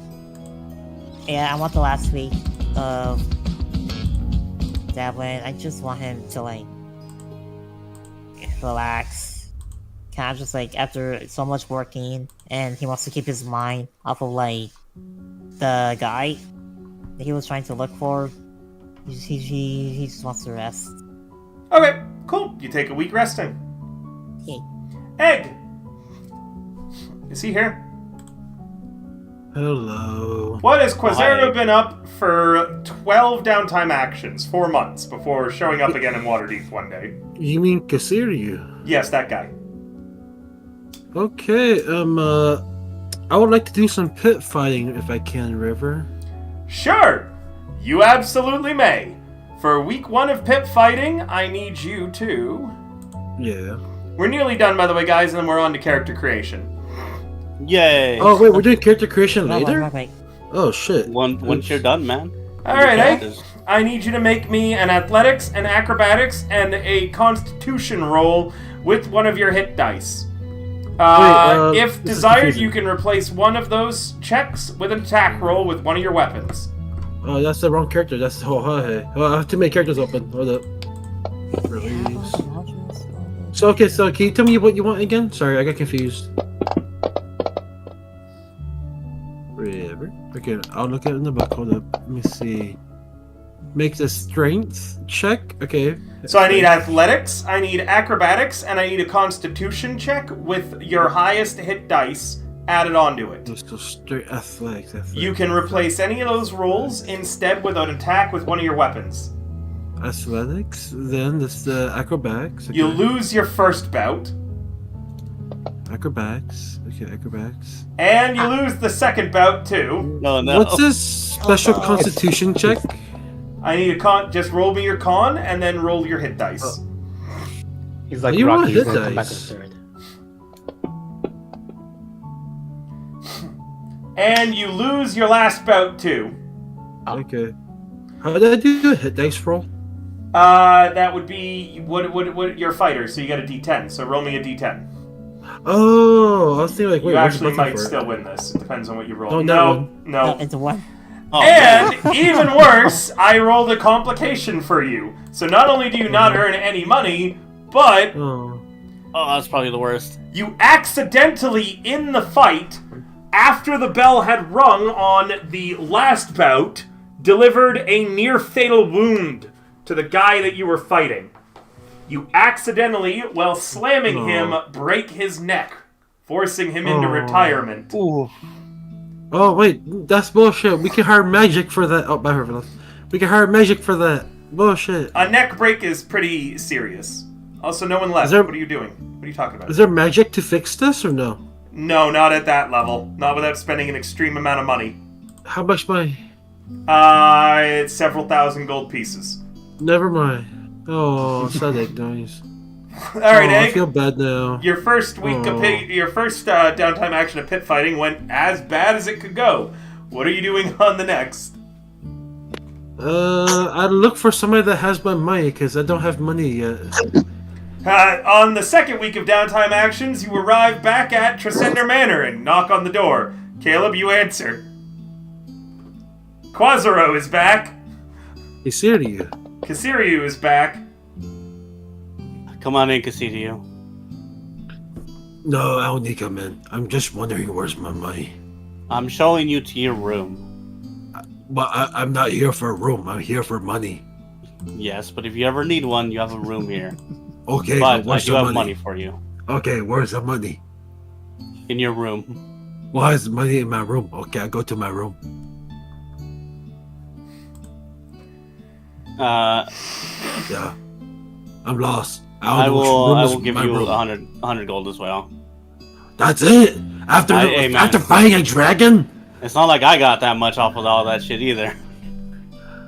Yeah. You get 100 gold or 100 silver? You can have both. Oh wait, what? So You 200? can have 100 gold, 100 silver. Did I choose or did I both? Or did I get half and half? I said both. Okay, so 148, 148. I know it's not much, 226. but 26. I'm not gonna give you all my money. But I fought that dragon. I nearly died. So did I, and you did great. But Oh, this is a just how things ended horrible. up. This is a horrible contract. Fine. All right, River. I'm gonna leave this house very upset. Not worth the risk in life and death of something that I went through. Okay. And I'm gonna do more pit fighting for week 2. I'm gonna do more pit fighting. Okay. Go ahead. Should I recover my HP first or no? No, you don't need to. You're fine. Carry on. Okay. Acrobatics. Athletics. Remember, you can replace any of them with a weapon attack. Constitution, right? Yep. Okay. I'm gonna swap out my number 10 with a weapon Nope. attack. You have to. You gotta say before you roll. Oh, say before I roll. You lose the first bout, but you win both of your next 2 matches, earning yourself this week a whopping total of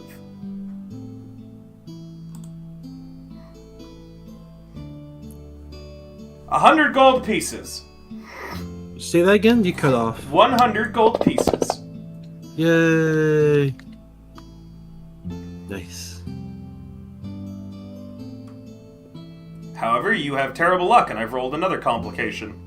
Oh no. What is it now? This time, the last person you defeat is the brother of the dude whose neck you broke, and they swear to take revenge on you. Oh. Can I tell them to do it now? Let's do it now, I guess. Let's go. They flee. I need to wait. Oh, coward. Alright, I'll break your neck like I did to your brother. and it's now the 3rd week. Can I look for a magic item? You want to look for a magic item? Yeah, sure. Buying a magic item? Yeah. Yeah, so to buy a magic item, the first thing that you're going to do is... 100 gold. Yeah, 100 gold. I'm taking 100 gold away. Taking 100 gold away right now. There we go. And... How many additional weeks are you adding to the roll? That is actually a good question. It's 100 gold per week, right? No, you can do as many weeks as you want, and each one gives you a +1. I'll do... And every 100 gold is separate that you can do as well. For a maximum of +10. Yeah, but will that money go into the magic item as well, or do I have to use different money for magic item? You're not gonna be able to, you'll have to use different money to actually buy whatever you roll. Oh shit! Maybe no, River. I'm gonna take that back. I want to just keep doing more pit fighting because I don't have that much money. Damn it! I was really excited for you to try to buy a magic I item. know. I was hoping to get magic. I was items too, honestly. Yeah. Yeah. How much money do you never have, get Egg? them. 248. Yeah. Okay. Maybe do some more pit fighting before doing it. Yeah. All right. Pit fighting round 2. Or round 3, I guess. Go ahead. Yeah, can I use weapon attack? Instead of which? Acrobatics. Yes, go ahead. You win your 17. first match. Athletics. Shit. You lose the second. Shit. And you lose the third, earning yourself... Oh, wait, sorry, roll me your D10 as well. D10, yeah. Oh, 10. Oh, you win the third, earning another 100 gold. Yay. 3. Oops, drawing number 3, 48. That's for week 3. No complication this week, hilariously enough. Okay. Can I make weapon attack for all 3 rolls, or do I only get one? Only get weapon one. attack? You only get one. Damn it. I'm gonna do that again. I'm a weapon attack instead of acrobatics. So this is week 4. Week 4. Okay, Yep. go ahead. Shit. 10. You lose your first bout. Shit. You Damn, I'm getting bad rolls. lose the second. Yeah, not a lucky day for Egg. And your Lose D10. third. Your Okay. D10. Oh, no, not You one. lose the third, earning no money on the 4th week. Damn, I'm getting bad rolls. Okay. Okay, 5th week. I'm gonna try to look for something else that's not magic or downtown fighting. And Kim, what you're asking me No, didn't happen. No rolls generated. Yeah, you know what? I'm gonna keep fighting Oh, then. I wait, can't do what? anything else. I didn't see any rolls generate. Oh, okay.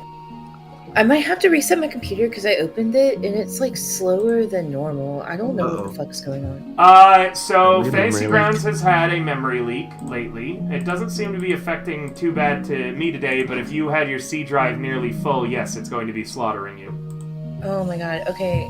Does resetting it fix it? Like if I start my computer, will it fix it? Yeah, it'll reset. Stopping the I'll be game and back. starting it fixes it as well. Go ahead. Okay. Alright. Egg, what are you doing on your 5th week? I'm gonna keep fighting. I don't like any of the downtime actions. Okay. Egg, What? is your character good at any other skills that you could do No. that might be less dangerous? No. Okay. Yeah, I was looking at all the what's it called again? Downtime actions. Like, oh god, they're all pretty shit. So I could do training, but my character has nothing worth training for, and I don't want to do crime because my character is pretty, probably bad at it. Pit fighting has high risk, high reward. You Yeah, earn a true. lot more off of it, potentially, than anything else. Yeah, but like It's just I think he's shit rolling rolls, bad today. though. Yeah. You've already Alright, made 200, week 5. which is, again, really good. Is it? It feels like shit. You lose It's your 200 first gold in bout. 5 weeks? Nah, You lose that's your not first good. bout. You win the second. Con? And you win the Yay. third. Yeah. 100 gold. Damn, it's only 100? Damn, okay. Winning For 2 gets 4 you gold. 100. Alright. Didn't I win 1 but got 100 earlier? Oh, No, 6 week. okay. I might just keep doing pit fighting for the rest of the time then. Okay, don't roll them all at once. Let me resolve them as they go around. Okay. First roll, open attack. Ouch. You actually won that match. Oh, okay. Athletics. Ouch. I lost that one. Oh, yay. And you won that one for another 100 gold pieces. 5, 4, 8. Alright, next. Just gonna keep doing that. Let's see. Is there like a championship belt? Am I doing like a tournament arc or something right now? Am I going up the rankings? You're traveling through different cities fighting people. Oh, is there like a tournament or something you can go through to fight to a death? No. Oh, okay. That'd be a whole Yeah. adventure. These are just supposed to be downtime actions. Okay.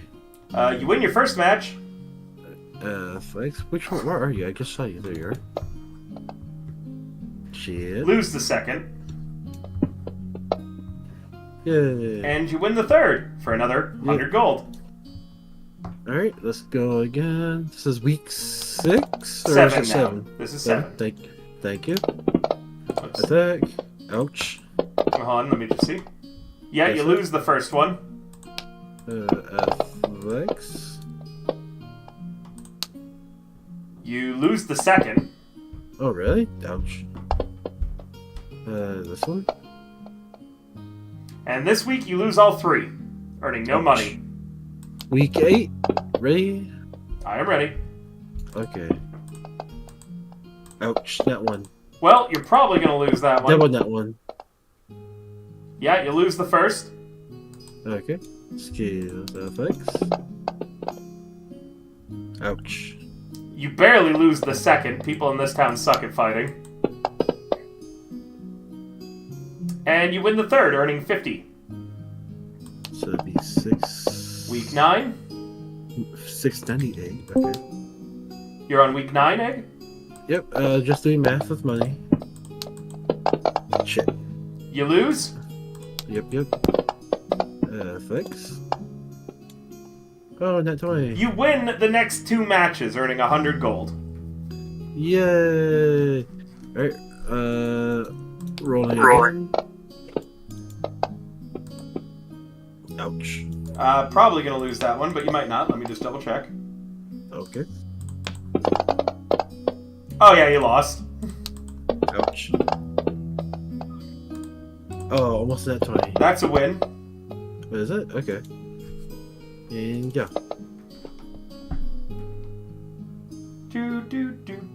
Roll me your D10. D10. You lose that one, so 50 gold that day. Okay. And that was week 10, so this is week 11. So, week 11.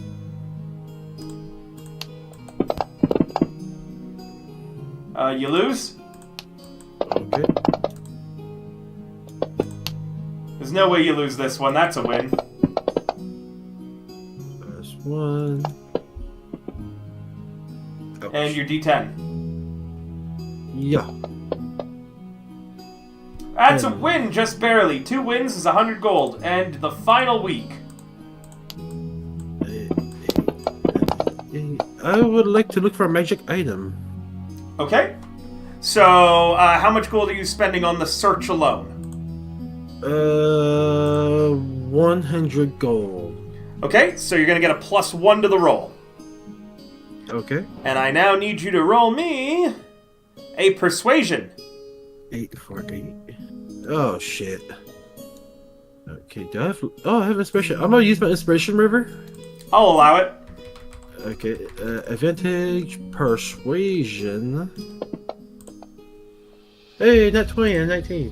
Whoa, Jesus Christ! And an additional Nice. +1 makes it a total of 23, meaning we're using Magic Table E for this. Ooh. I don't even know what that means. And how many times am I rolling on this? 1d4. You find 3 magic items on this table. The first is a potion that you are told is of Storm Giant strength. It is being sold for 25,000 gold pieces. Nope. Is it a nope. pull? Cannot afford that. Is it a what? Is it a pull? Oh, hold You on, know, wait, it might be a little bit more. It might be a little bit less, actually. Hold on, how much was it? Let me check. Legendary is... Like a stick? Oh, no, it's being sold for a lot. Never mind. I can't drink Okay. a pool. That's And too big. then Second, you get a scroll of glibness. Mm, It is a spell Next that will already? cast glibness. This means that what it does is it is an 8th level spell. Until the spell Right. ends for an hour, anytime you make any charisma checks, you automatically count as if you rolled a 15. In addition, no matter what you say, magic that would determine if you're telling the truth says that you're being truthful. next item, please. 8,000 gold for that one. Nope. Do you have anything for poor people? Last is a potion of supreme healing being sold for I walk 2,000. away. I walk away disappointed at the merchant. Like, you have nothing for my people. I want something that hurts, not water. I'm out. Should I go to the next door store and see what they got? Sure, I'll roll 3 times on a cheaper table for you. The next store that you find has a scroll of Sunbeam, a scroll of transport via plants, and a potion of giant strength. I'm just gonna walk back to the group. That's Yeah. like 6,000 gold again. Let me keep lowering it down until we find I'm stuff that you can burdened. afford. Sugar I'm Daddy gonna- Caleb. I'm Can gonna- you I get have a Right. success of nut 20. You rolled too high. I'm scrolling down. Okay, here we go. Scroll of protection from beasts. That is being sold for. It is a rare, so it is.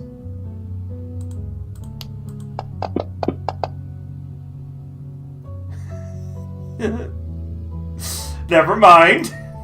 We're gonna go down another level of rarity. I should have just kept it fine. Oh man. Can you let us know when we're at the bottom? There's no way you won't be able to afford the ones on this list. Alright. Merchant, why do you keep rolling dice as merchant? Just go to the back and grab something. There is a dust of disappearance being sold here, Egg. For. Ooh, it's bare minimum price. Let's see. Ooh, yeah. Ooh, nice. Discount? It is You a got the discount. bargain bin. It is a discount. The powder is a Indeed, fine discount. sand. When you throw it into the air, it's got 1 use. When you throw it to the air, each creature and object within 10 feet of you become invisible for 2d4 minutes. It's being sold for 50 gold pieces, Egg. That's good. Yeah, is there another item? What's the last No, one? There You is. want something that pains people. That's okay. I rolled something that's going to pain people. It's called an alchemy jug being sold for 400 gold pieces. The alchemy jug. The alchemy Oh, jug. nice job. It appears to hold a gallon of liquid and weighs 12 pounds whether it's full or empty. Even if the jug is empty, sloshing sounds can be heard from it. You can use an action and name one liquid from the table below to cause the jug to produce the chosen liquid. Afterwards, you uncork the jug as an action to pour that liquid out, up to 2 gallons per minute.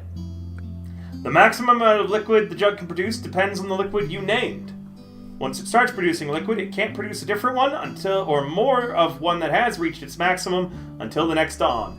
It can make you 8 ounces of acid, half an ounce of a basic poison, 4 gallons of beer, a gallon of honey, 2 gallons of mayonnaise.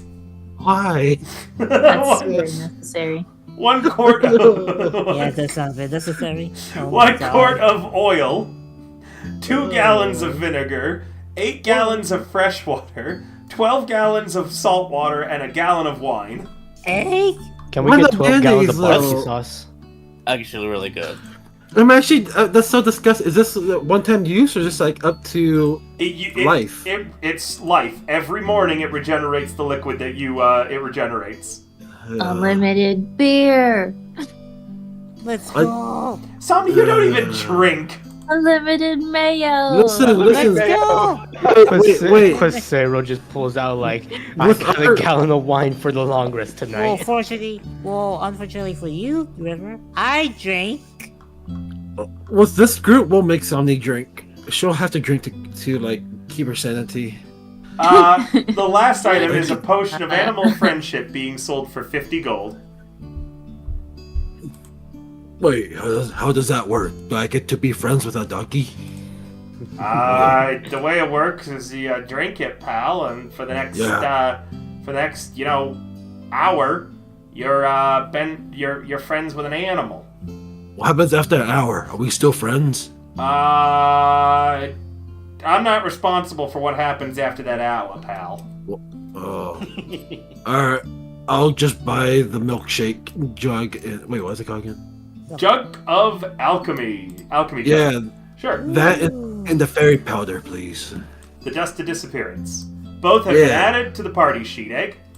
Go ahead and Yeah. find them and pick them off and put them in. And that is it! 450. We are done all of our downtime, and with that, I officially declare thank you for the follow, Nemu. I really suck at noticing when people are following today, apparently. 398. Thank you so much. I declare Horde of the Dragon Queen officially over. Caleb, Woo! Yes. who's getting the book that you found at the end of the campaign? Oh shit, the book? The That's on the book. party sheet, right? It is on the party sheet. What am I again? Alright. I'm just reading what the note was. How come I can't find Drow? Rogich. My character. I think that probably should go to Rogich. Okay. Oh. Elevor, do you want the book? What's up? Elevor, Rogich. Yeah. You want the book? Okay, who's getting an alms box? Don't know what that is. Okay, I don't even know who's what the book getting is.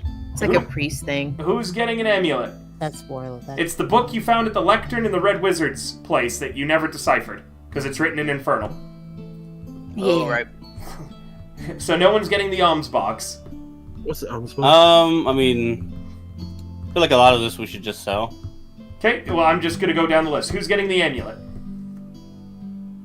What's the amulet? do? So any No, item the something claims, just throw it. You can I'm throw it. pretty in sure mine the before. amulet was somebody's Alright. focus. We are gonna go on Yeah. break then. All party members should look through now the party sheet in the inventory tab. Every single one of Yep. those items is up for grabs.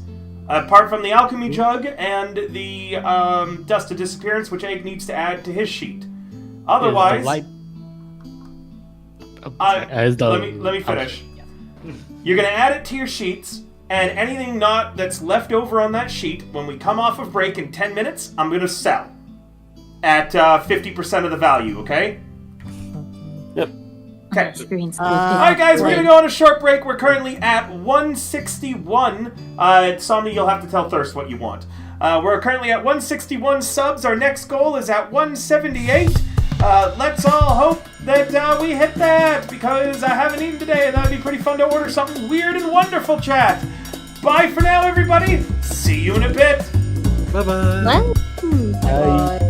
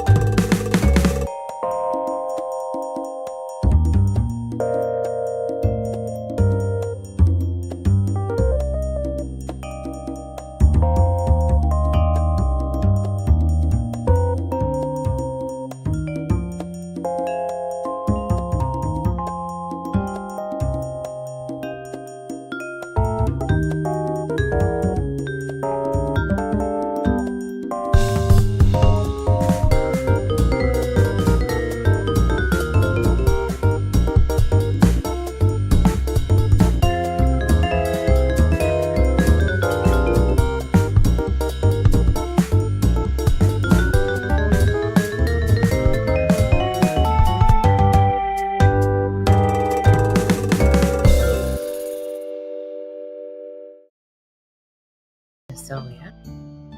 Yep. Hello, everybody. All right, we are back. We are just going to sell off the remains of the last party's inventory. And that gives a total of, what the fuck? Why is that written that way?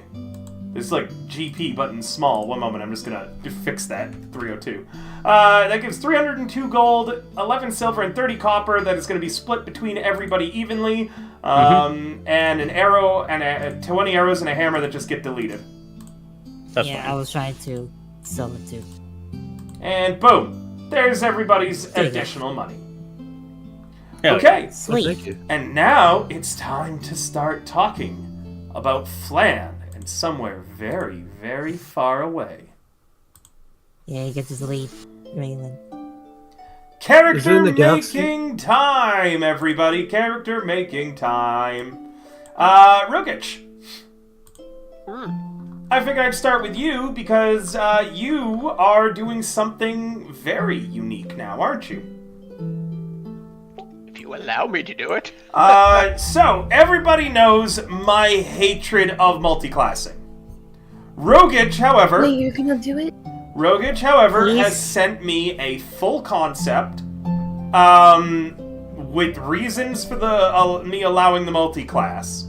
I do hate the multi-class, I will tell you right now, Rogic, because I know what you're doing, and it's not the first time I think I've seen that particular combo. But I think that you'll roleplay it very well in a very interesting way. Meaning, as long as every other player is okay that I'm lifting my rule for Rogic, I will allow him to multi-class. You can tell them as much or as little about the concept as you'd like, Elevord, to convince them, but I'm willing to lift it if everyone in the party unanimously agrees. I mean, I don't care. That sounds fun. Can I multi-class River? If you gave him a reason of why it would make sense and did the research like Rogic did, I'm sure he had no problem doing it. I'm joking, by the way. There's no way how I'm gonna Exactly what multi-class. was said. I'm pretty sure Rogic just had a little mini heart attack. I can hear him. Yeah, I heard you a little breath there, Rogic. Because I'm sure this will be the one point where everyone else never has an opinion about every fucking thing. And then one time I'm going to do something and be like, well, Nobody actually... cares. We don't care. We don't care. Does Also, anybody- when I is- wanted the multi-class. No, I'm just kidding. No, it sounded like he Wow, did so his research he- and convinced River to do it. So I don't care. He If did. he did the work He for did. it. He should do it. He So did he his is full right. research on it. Does anybody Yeah, if want he to did the work oppose him? for it, you should let him do it. I say Yeah, we should. I don't mind. I'm kind of curious to see how it works, so I'm down for Thirst, it. any opinion on it? How much are you against it?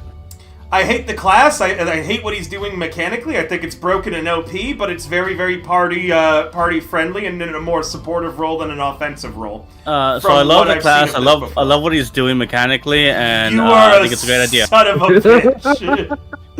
All right, Rogic, I'm the only It sounds like naysayer. it's the bane of River's existence, and I'm all for that. I'm the only naysayer, and you've definitely done your homework on an interesting concept. I am going to make a rare exception and allow the multi-class. All right. Is that a true Mechanically, barbarian? I don't. Well, you can tell him as much or as little as you want in a moment, Elevor. Mechanically, I don't know how you're going to make it work on fantasy grounds. I've never. Multi-classing should be viable in the way it's set They up, allow it. but I think don't know. I'm pretty sure. I don't know how it's going to work. They So allow you're going to it. have to figure out how, actually what buttons to push and Oh, what shit I you know. got to do. In Character Wizard, if you click on your class, there's another thing that says add another class to it, and you can start from there. It automatically does it for you. All right. Ding ding ding. Not that I know or anything, but yeah. Eggs got it for you, man. Yeah. I I just, know shit I sometimes. hate multi-classing in D&D so fucking much. Oh, It that's loves you, too River. bad. We've been good. It's good to see you, Record Slayer. Thank you so much for coming. I'm sorry I'm not able to pay too much attention to chat because I'm running a game, but I do a lot of other streams too where I give chat so much attention because I love you all and you're beautiful. We're doing a subathon donathon for my second birthday of the year right now, and we're currently 14 subs away, or what is that on the Ko-Fi? Yeah, too much. I don't know, I can't math, but you get double on the Ko-Fi when you donate. Away from chat ordering me a cursed dinner, where you guys get to decide what I will eat. The last time they did this, There's it was pepper burger. a very, very Oh my gross God. pizza. Yes, we Yes. could do a ghost pepper burger or something extremely spicy. I guess I have a horrible Didn't you food do idea that for one you. time though? I swear. You did. I did a spicy chocolate bar. Actually, the return of the spicy chocolate bar is one of the rewards on the list. I put it very high up because I don't want to do it again. It is if we hit a total of 500 subs. It is... It killed me last time. I actually remember passing out from it. It was bad. You're only supposed to eat a tiny... was it killing him? Even worse somehow. You're only supposed to eat like a tiny little corner of it, apparently, and I ate the whole thing in one go, not realizing it. 'Cause I was like, I went, damn, this chocolate bar small. Put the whole thing in my mouth and died. Fucking dice. Rogan, No. do you want to talk about your character and your concept at all? Or you want to keep it secret? Me? Yes.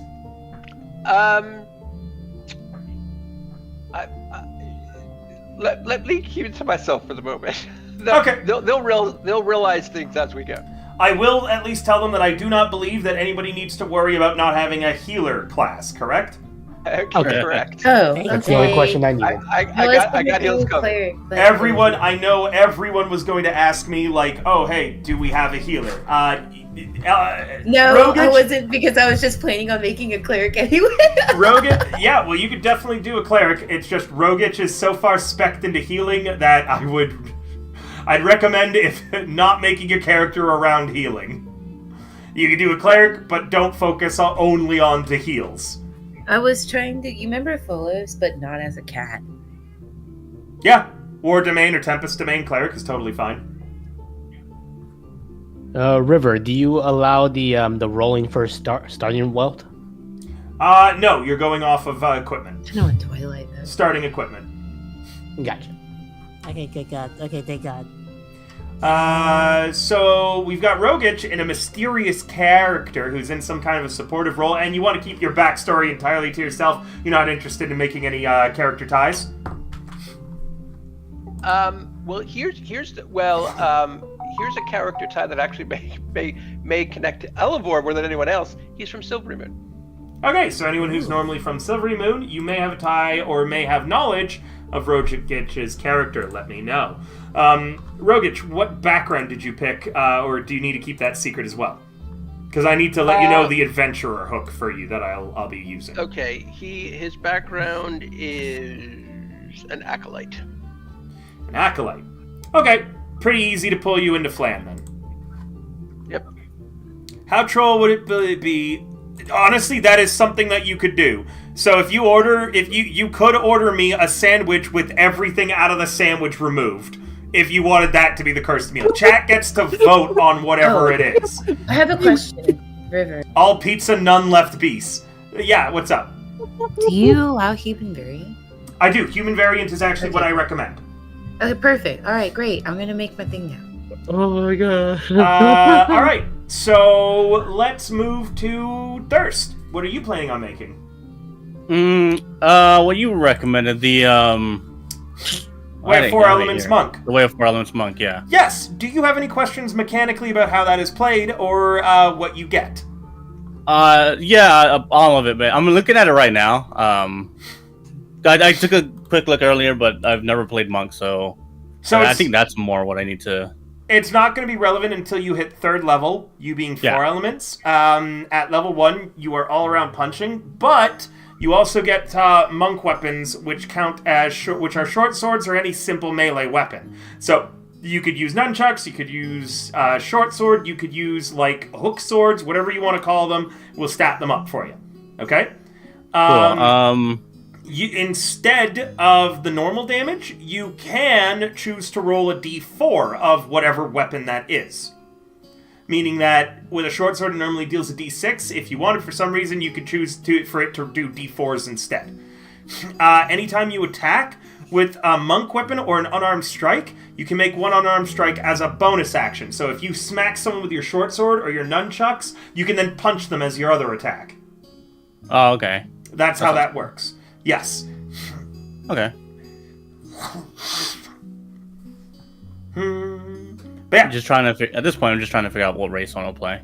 Yep. Do you have any recommendations? They removed basically all of the racial bonuses that would make it like, oh, this makes a good whatever, because you can now apply your stats wherever you'd like. I have always really liked human, and I have always really liked Aasimar for stylistically. I just enjoy playing an Aasimar. I like their lore, I like their conflicted nature, but really anything works. You know what I never see in my campaigns if you wanted to play something unique? What? I never see dwarves. Ever.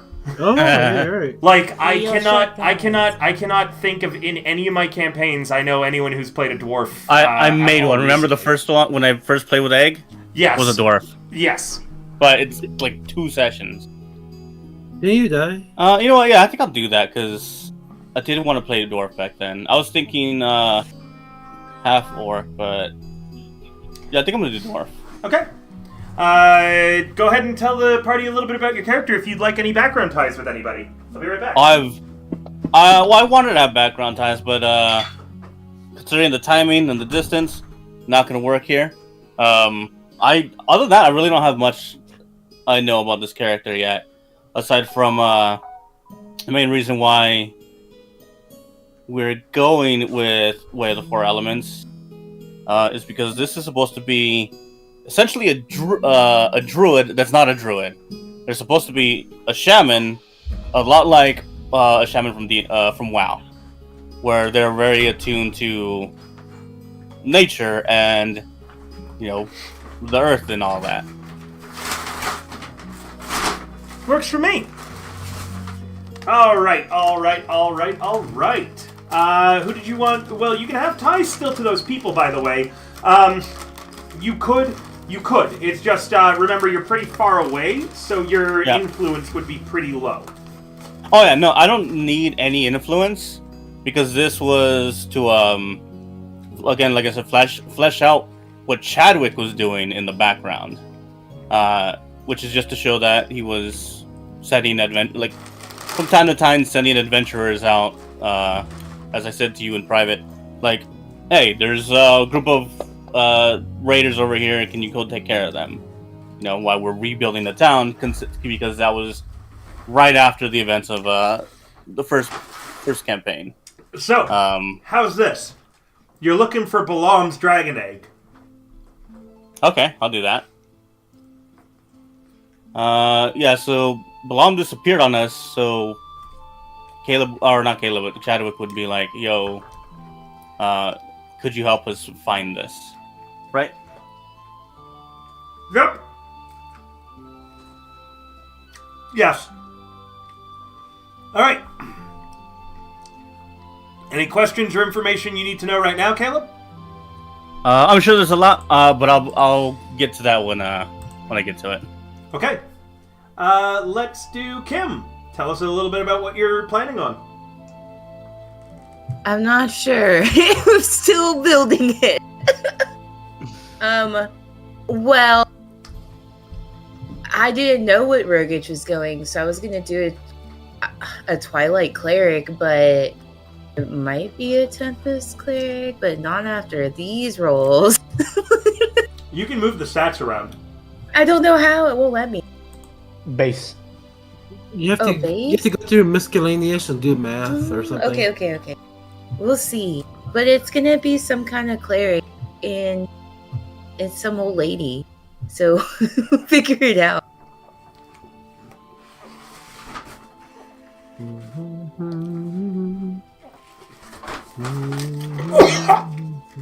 Bless you. I just wanted to be a granny. Oh my god, I choked. Be a babushka. Are you okay, River? Yeah, like a I'm trying to little die like, over there, babushka in nature. Get the cooking feature and be a babushka. Holy shit. I almost choked okay, live River? on stream.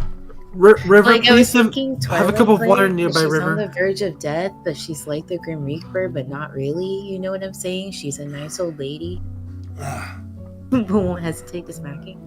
Should look at a grave domain cleric. Yep. A what? I thought Twilight. What did you say? Grave? Someone help her. River, go get water. dying. Oh man, you gotta go take care of that man. Yeah, he's dying. You guys are trying to make a character, guys. I actually choked. I couldn't breathe. Oh shoot. Please be safe, River. That's not good, dude. Don't do that again. No, Pixel out. Going.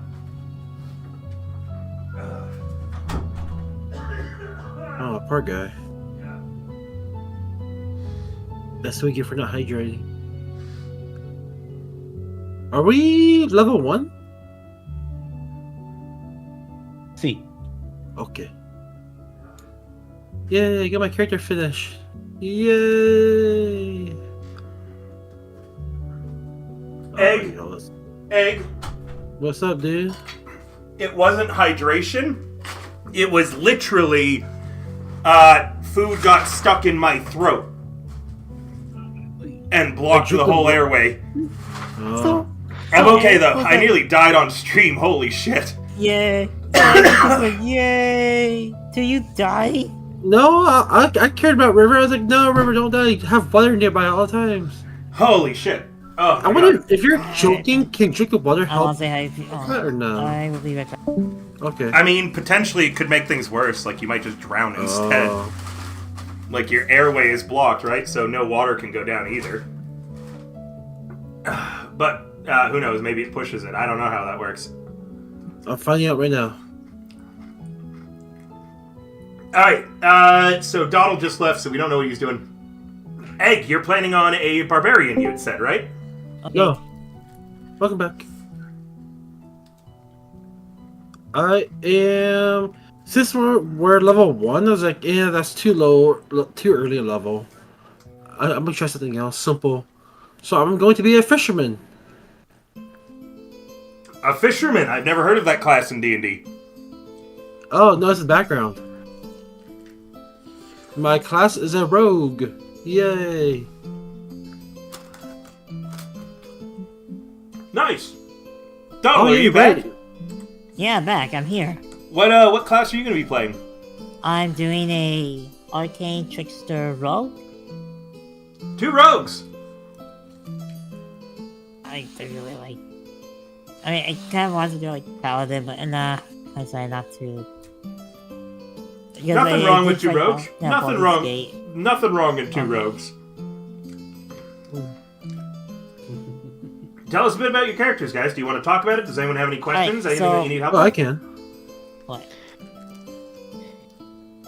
What? I was going to explain that I think I already made him. His name is Nier. He's a drow elf. And his background is a criminal. Nice. And he's just full on like gonna like, and he's full on like burglary.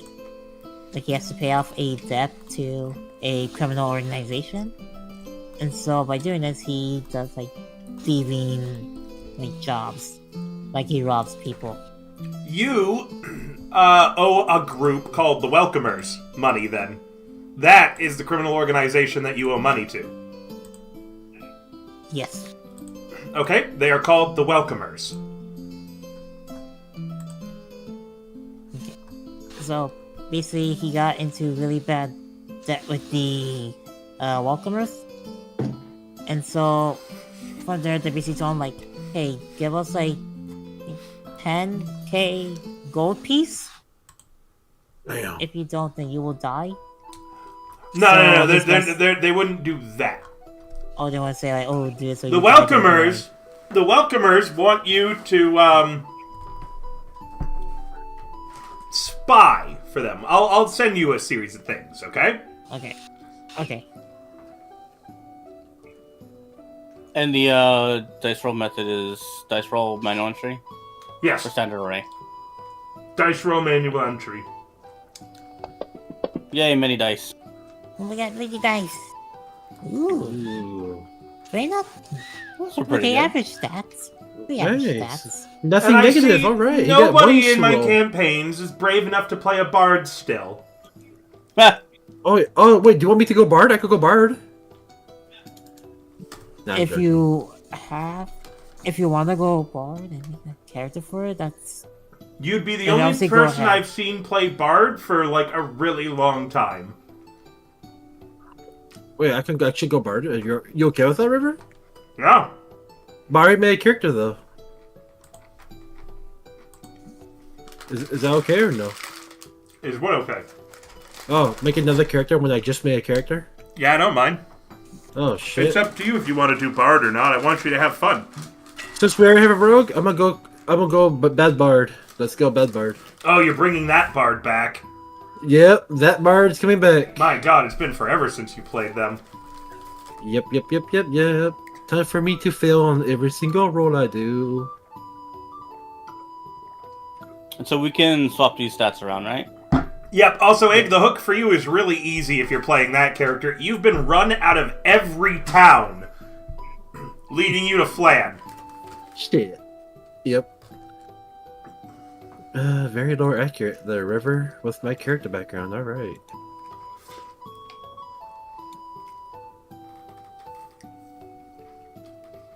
What's a city nearby Flan?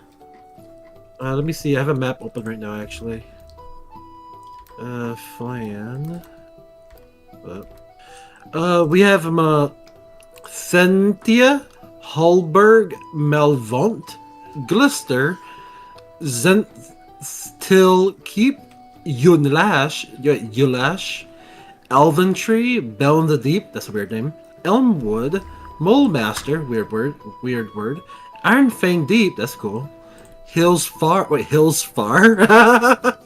Dagger Falls, Tesh Wave, Voonlar, Myth.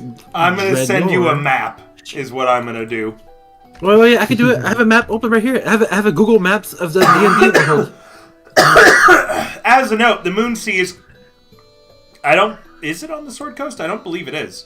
No, it's not. If you look at that map, No. it's far away from the Sword Coast. It's farther inland. It's very far inland, yep. It's cold, brutal, dangerous here. Yeah, Flan's not a nice place.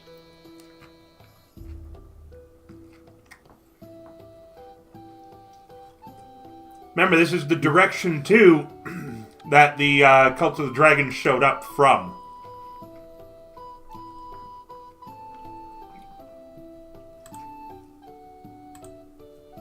Where dragons show up from?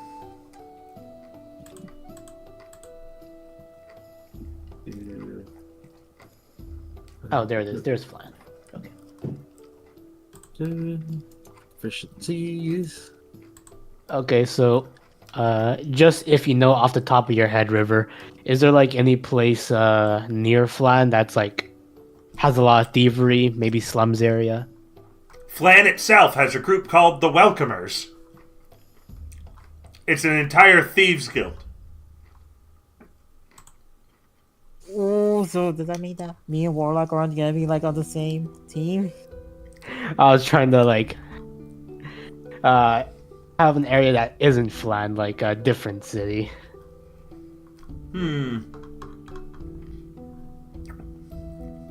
Backstory stuff, you know.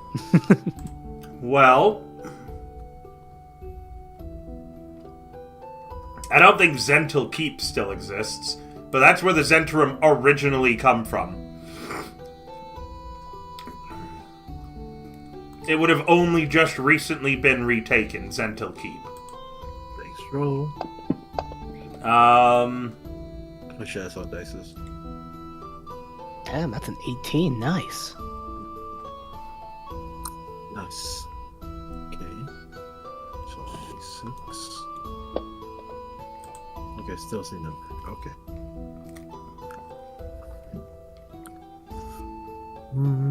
The City of Swords, Melvont, probably has some sort of thieves guild in there, but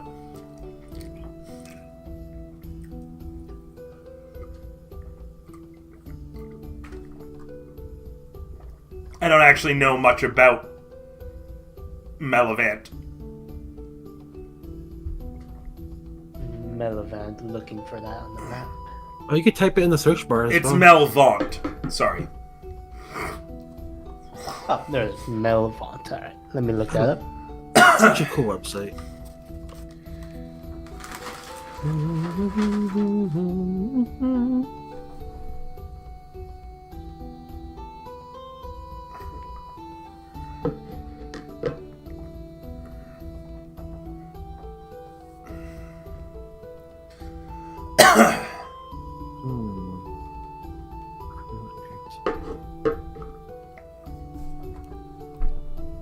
Yeah, I don't think that Really? there's any like big thieves guild there. Flan is the place with the big thieves guild.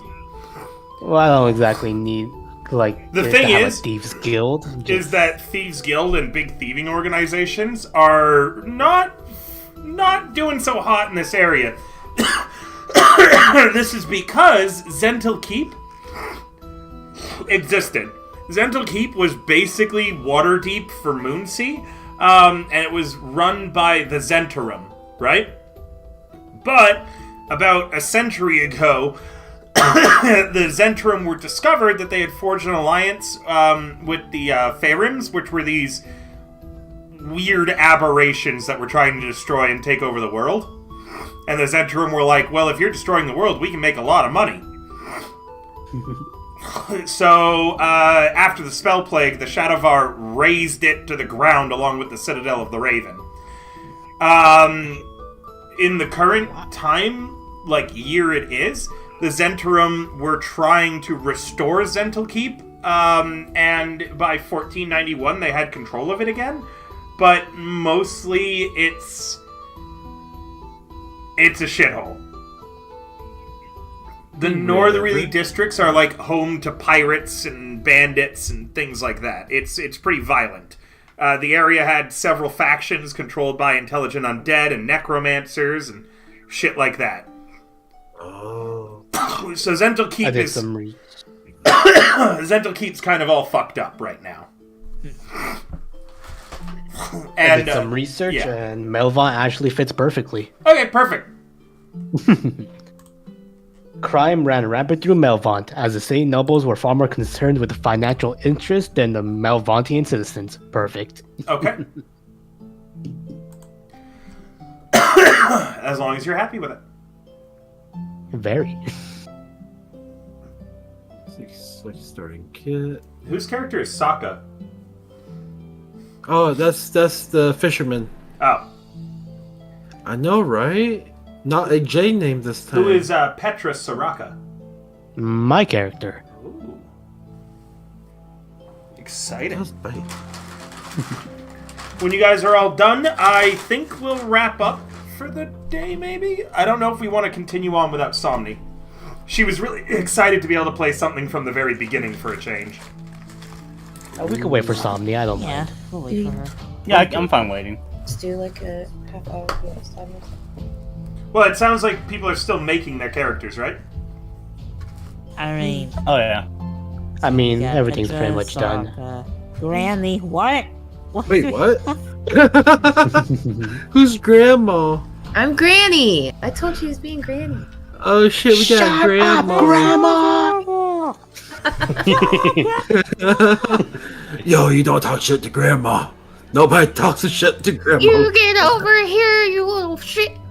I fought dragons and back in my day. Okay, Grandma, let's get you back to bed. Grandma, I'll hold them down. You punch them. Oh my god. What, is that bad? That's Grandma. so adorable.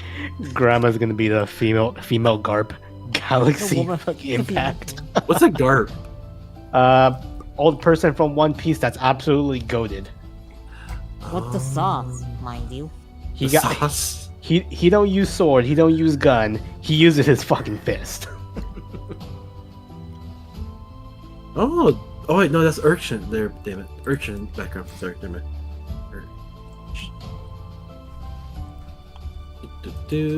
Just gotta make my bird almost done. Then I gotta think of a background of why I'm here, except for I got kicked out of Round Towns. Which kind of makes a lot of sense based on how shit I am. River, do you allow negative stat rolls? What do you mean? Can I make my stats lower? If you'd like. Okay.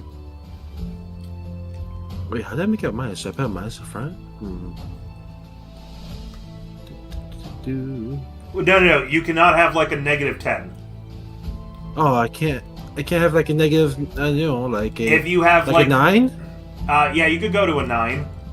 Okay. Let's see. How about... If I do... That? No, I see... Oh, Momo's that Sunstrike. I was about Wait, to what's say that something. image? I remember. Wait, is everyone like? I love that image. He's doing the little salt sprinkle. Yeah. Whose character is that? It's mine. That's a mouse. I give that a 10 out of 10. Aw, I love he's it. a little mouse. What, are you Wait, doing that's the a salt mouse? bay thing? That squeaks. How do you Oh see? my How do you open God. the image bigger? Unfortunately, it was a piece of commissioned art that never got colored, but Oh. there it is. Rip. Can you send me it? Sure. Also, would you ask the commissioner if they're okay with it getting colored? The artist who drew it? I'll ask him. I don't think he'd have a problem with it, Okay. but I'll ask him. Maybe as a birthday gift, I'll see if I can find... sorry, Christmas gift, I'll see if I can find someone to color it for you. Aw. Yeah, done by character. That's fast. Yeah, Dave.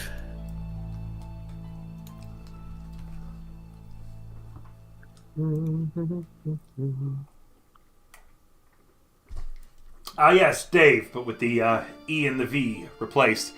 I'll be honest. I Rogic, forgot I'm the- gonna warn you right now. This character, he's played in one of my games before. Whose character? Eggs. What's wrong with my character? Is that a good thing? Is that a good thing or a bad thing? I'm not sure how to. He intentionally he rolled really good on his stats, and he intentionally wants to lower them because the character is supposed to be the world's worst bard. Oh, all right. The thing that annoys me the most is that it helped out the last group last time. It was did. supposed to be bad. They were playing Waterdeep Dragon Heist, and this was one of the moments where Egg's idiocy saved the party. Because they were being interrogated by the police, and they went, "This is our representative, Mr. Cop," and then they pushed Egg's bard forward. Oh my god. And the cops used, like, lie detection magic. But because Egg's character, truly and honestly, and Egg as an extension, had no idea what the fuck was going on, when he would be like, I don't know what the fuck, like, I think this happened, he technically wasn't lying. Because he actively was too stupid. So, like, they did a lot of, like, a series of very illegal things, and then told Egg that they had Egg lead the conversation with the cops, up until the point where the cops were just like, okay, they don't know what the fuck happened out here. We're leaving. That's beautiful. This is simultaneously my favorite character of his and my least favorite of his. No, the homeless man. No, this is you pissed Okay. me off as the homeless guy. Wait, do you mean the one? Do you mean the one who was in Dungeon of the Mad Mage, or the one who was in Descent? Oh, aren't they the same one? The homeless guy that hid behind a rock for a whole day? No, that was your sorcerer. Yeah. That guy, Oh. I loved because he fit perfectly for Dungeon of the Mad Mage. Egg once got separated from the party in Dungeon of the Mad Mage, ran down a wrong passageway. They were being chased by a creature that was able to detect tremors in the ground and could no-clip through walls. Egg's character got cornered 5 feet out of its detection range. There was a wall behind. It was just basically all walls, and he would have to walk back towards the creature to get out. Everyone else in the party ran a different way. Basically, everybody went right, he went left, and he had to survive 3 days in a 5-foot square. Before Hallister just showed up and went, "What the fuck are you doing here?" Took him, had dinner with him, cast Wish to make his name forever Oh, Piddles, son of a bitch! and then went back to doing Hallister Mad Mage shit. I forgot he changed my name. I think he kick his ass for that. Still. Damn it. River, how do you have good memory? How? Honestly, I don't, Egg. Just everything that you do is very memorable in my games, generally. I remember the time that you found a comb that I said, "You really want to keep this comb because it makes your hair look nice," and you went, "But I am bald," and then you tried to brush your hair with your bald head with the comb. It's like, you do realize, Egg, that like 90% of my Twitch clips involved with any of my D&D or TTRPG games feature you in them. Like, my most popular ones. That's so dumb, though. I'm bald. Why would I comb my hair? The most popular D&D clip I have is of Cyrene and Egg. And Cyrene is a cleric, Egg is a rogue. They are trying to come up with a plan. Cyrene goes, this is very risky, we may die. Egg looks at her and says, you might die, I would just run away. I love that clip, dude. I think I saw that live too, and it's so damn funny. Yay! Oh yeah, I should go rogue, cowardly rogue.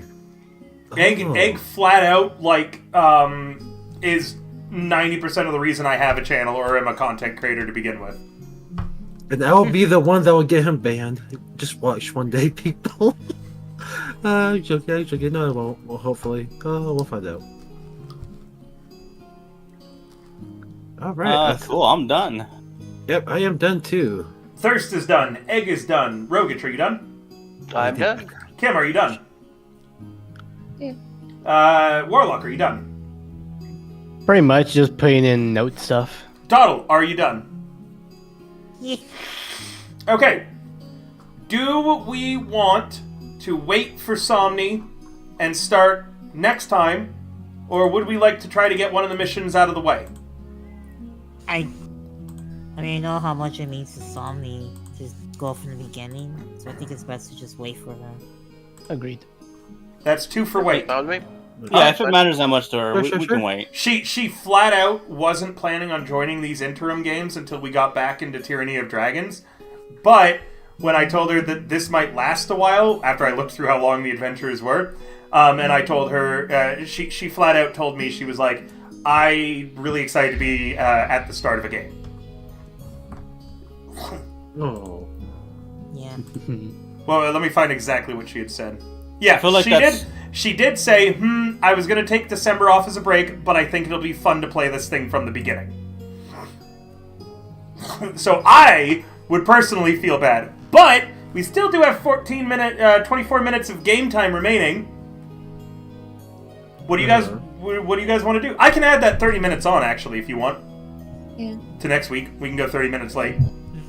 I'm not even worried about it. Yeah, we can add If they want, yeah. Alright, before we go then, I do want to tell a story. It is a story. It is a story starring Warlock and Rogic. Oh no. Isn't it, you guys? Ah, yes. The Oh. story of... Take it away, River. The story of how rogues are supposed to be good at finding traps in Pathfinder, and yet in all my games of Pathfinder I'm running so far, the rogues always end up triggering the traps. Meaning, Well, in this case, well, I did trigger the trap on the lockbox, but not in that last room. I didn't. you also No, that triggered was the the trap. cleric. You also triggered the trap in the house. Oh, right, in that little crawlway. Yeah. Meaning, so far, every single one of Halid's traps that have been set have been triggered. First by Ivor with the spear trap, which should have been the first warning you guys all got that this place was trapped to the fucking nines.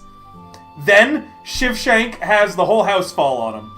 So to give clarity, the players are doing on the Pathfinder marathon game.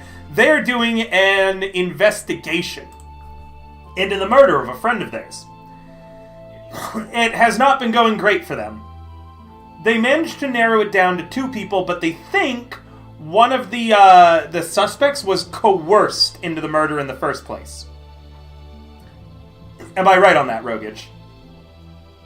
That's Shivshank's opinion. Everyone just seems to think the goblin did it, but Melia thinks it was Halid. I mean, all signs point to Halid. So, they choose to go and investigate this Halid guy because they can't find their primary suspect, the goblin. They have no idea where the hell he lives. So they go, we're going to ask this Halid guy some questions. They go to his house the first time, and it's this destroyed, decrepit place with the door hanging open with a rope tied to the door to keep it from, like, fully shutting or fully opening. The parties, I believe he's a champion? Is that what Ivor is? maybe? I think Yes. he's a champion. I think so, yep. The party's champion goes, I am going to open this door. And he cuts the rope. And I go, the door is open. There's a spear flying at you. And he goes, oh no.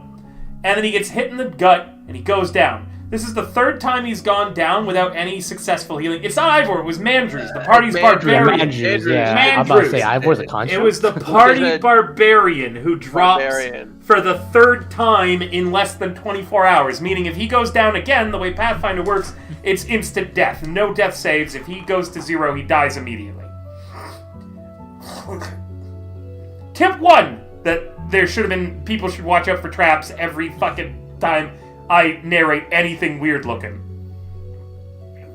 The party patch up, they go back the next day. They don't want to use the front door knowing it's trapped, so they choose to check out the windows, and they find out that one of the windows is fakely boarded over. It looks like it's boarded over, but all the boards are on a hinge. So they open it up, and it comes out to this crawl space. And this one, honestly, the reason I had it not do any damage, Rogich, is because I fucked up in the description, and even though I went back and I retconned it, I didn't want it to do damage to you because I was like, alright, it makes sense that he might not be looking for traps here. Because I fucked up in the description, and I'll admit that. So I nerfed that trap and instead just made it embarrassing.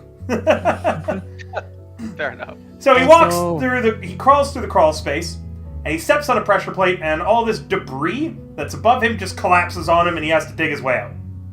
Oh. Which he nat 20'd and succeeded.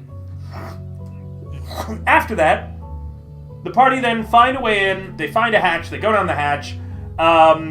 They find that because they've made so much noise, the dude is prepared for them and has released a bunch of angry, starved, and abused dogs into the room with them. And he spilt grease all over the front of the area. Yeah, so they will slip and harm themselves and have trouble fighting the dogs. That was hint number 3, that this place had a lot of traps and the dude was prepared for you, so you should keep an eye out. Hint number 4 was when Shivshank found a lockbox, failed to detect the trap on it, opened it up, and then again, by sheer luck, didn't get hit by it. Which is really funny how you played that off. He does have some dumb luck. That was hint number 4, that this place is trapped to shit. Okay?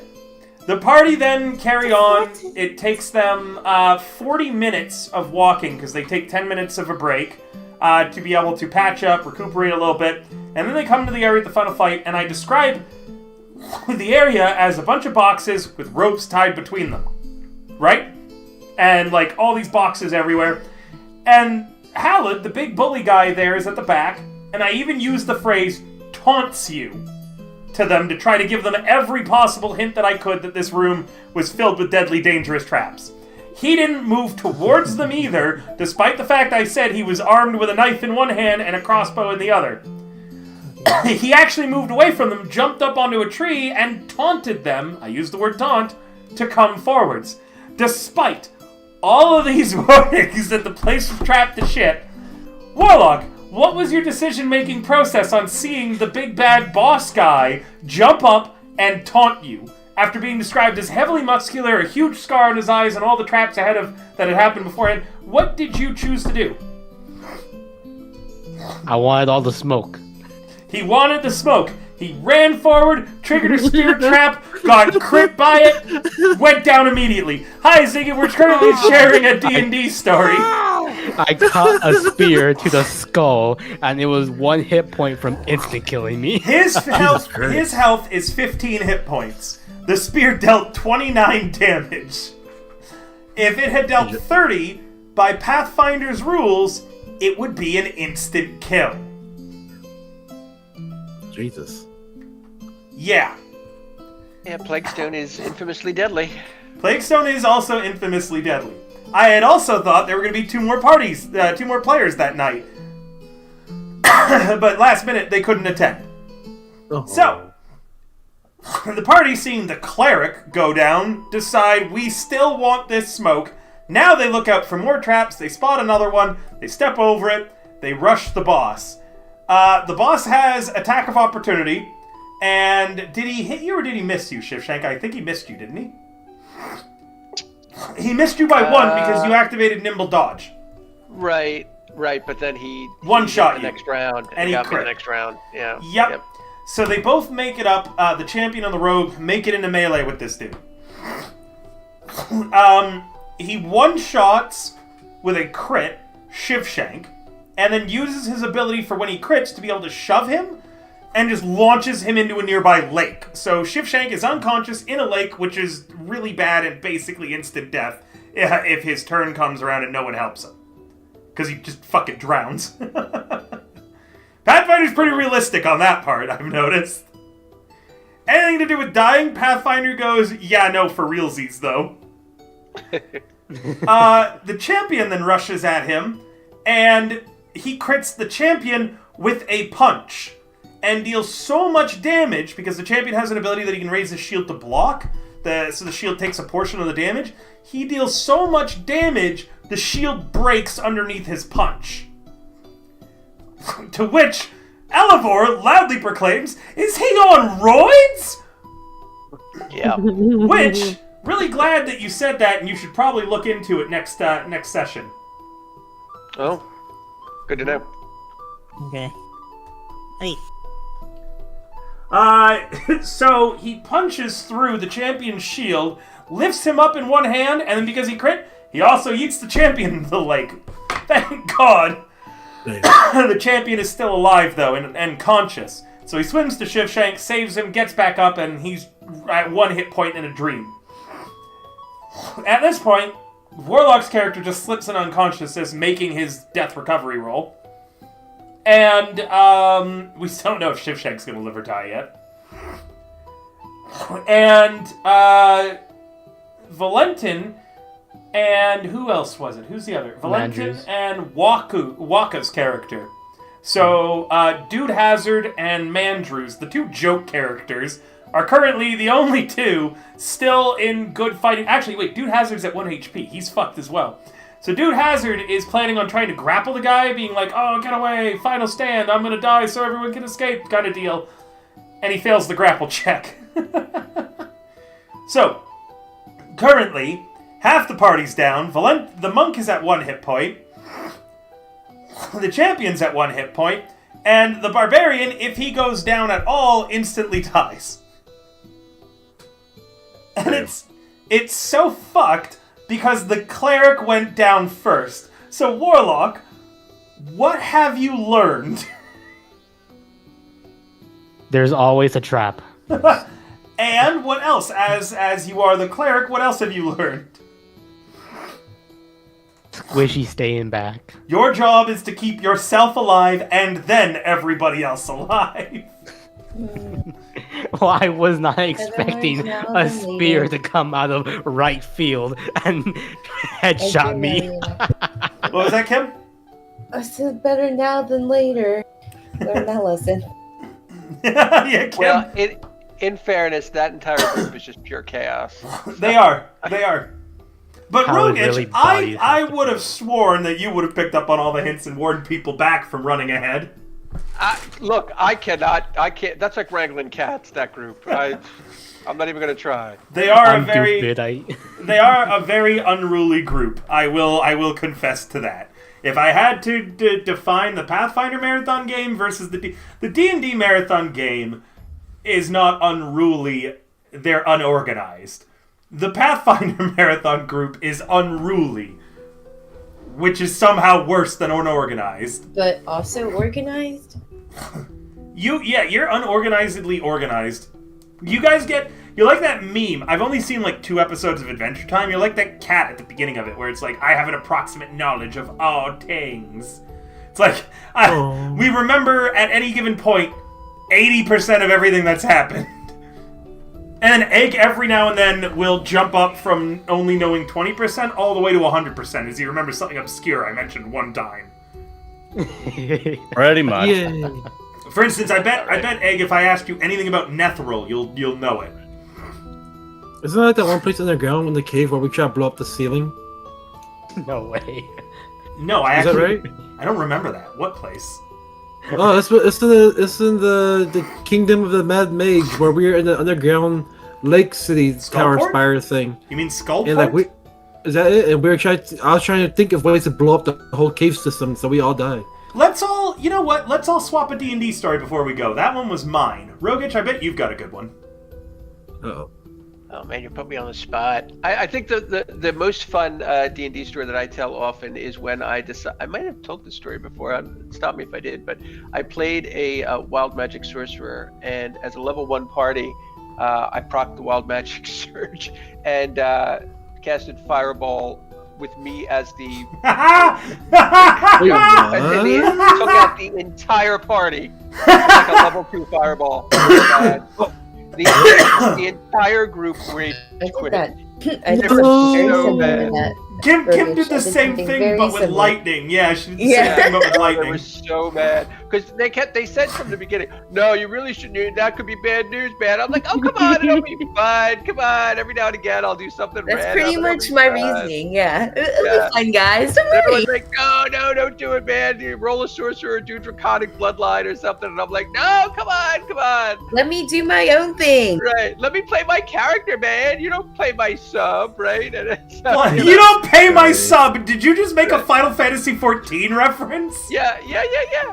I didn't know you And played. Okay, I'm I not gonna. We'll played get Final Fantasy 14. I felt kind of MMOs. Oh my god! I do a lot of things. Dude, I you do a lot should of things, play. remember? You should do Final Fantasy 14 with us sometime. I'm a high-ranking gunmaker. No. Wow. Not even a. Oh, maybe sometime, and then no. just ghosting me. Man looked me in the eye and said no. No. Jesus, Rogan. Okay. Ow. Ah. Anyhow, that's my fun story. There you go. I TPK'd my entire party and everyone rage quit. Ah. Good job. I Good don't job. think everyone quit, and I don't think technically everyone died. Well, you'd already been through a TPK in that group. You were the second TPK, Kim. Yeah, but look, then we have like the tiefling thing with your thing, and then there was another TPK after that.